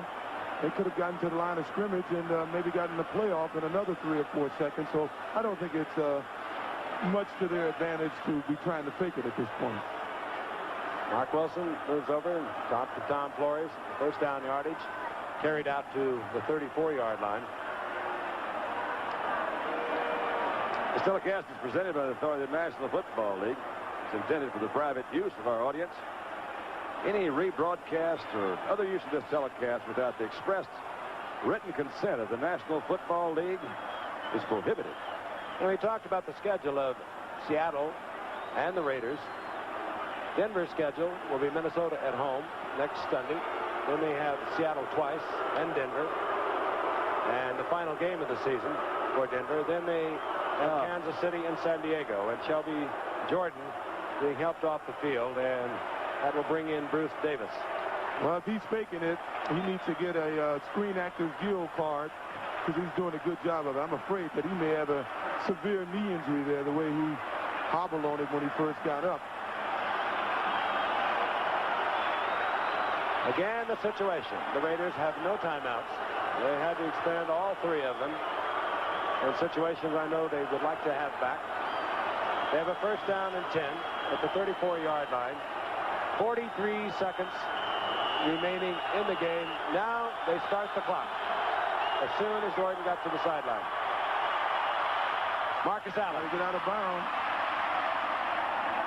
They'll have to hustle up to the line of scrimmage, throw the ball, get the incompletion, stop the clock, and take it over. 20 seconds, and it's moving. Wilson, sack. But it should do it. Mike Fanning, his second of the night. Another former Chuck Knox player with the Los Angeles Rams. Well, you got to throw it up. Inside 10. Look for the defensive foul. Another sack. I believe it was Mike Fanning again, along with Joe Nash. Turn out the lights, the party's over. They say that all. Now Fanning is getting it on with Dave Dalby. Things must end. Dick Fanning gave him a big head slap right there. They stopped the clock to let the receivers get back to the line of scrimmage. As soon as they do, they'll start the clock. Well, now there's a flag that has been thrown. That was big Jacob Green once again who made the sack. I don't know if it was a fumble or not, but he laid it to Mark Wilson. 4 seconds on the clock. Here's Jim Tunney.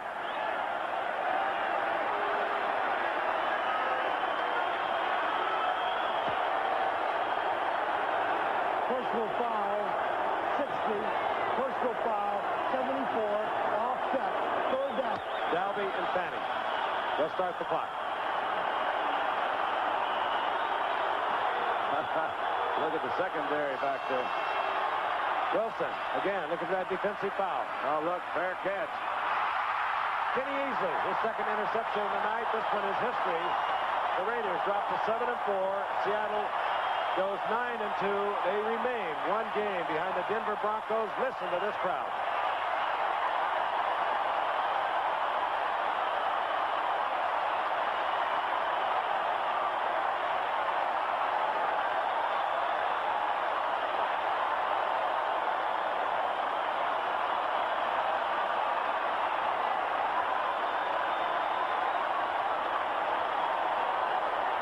Every one of them stayed to the end.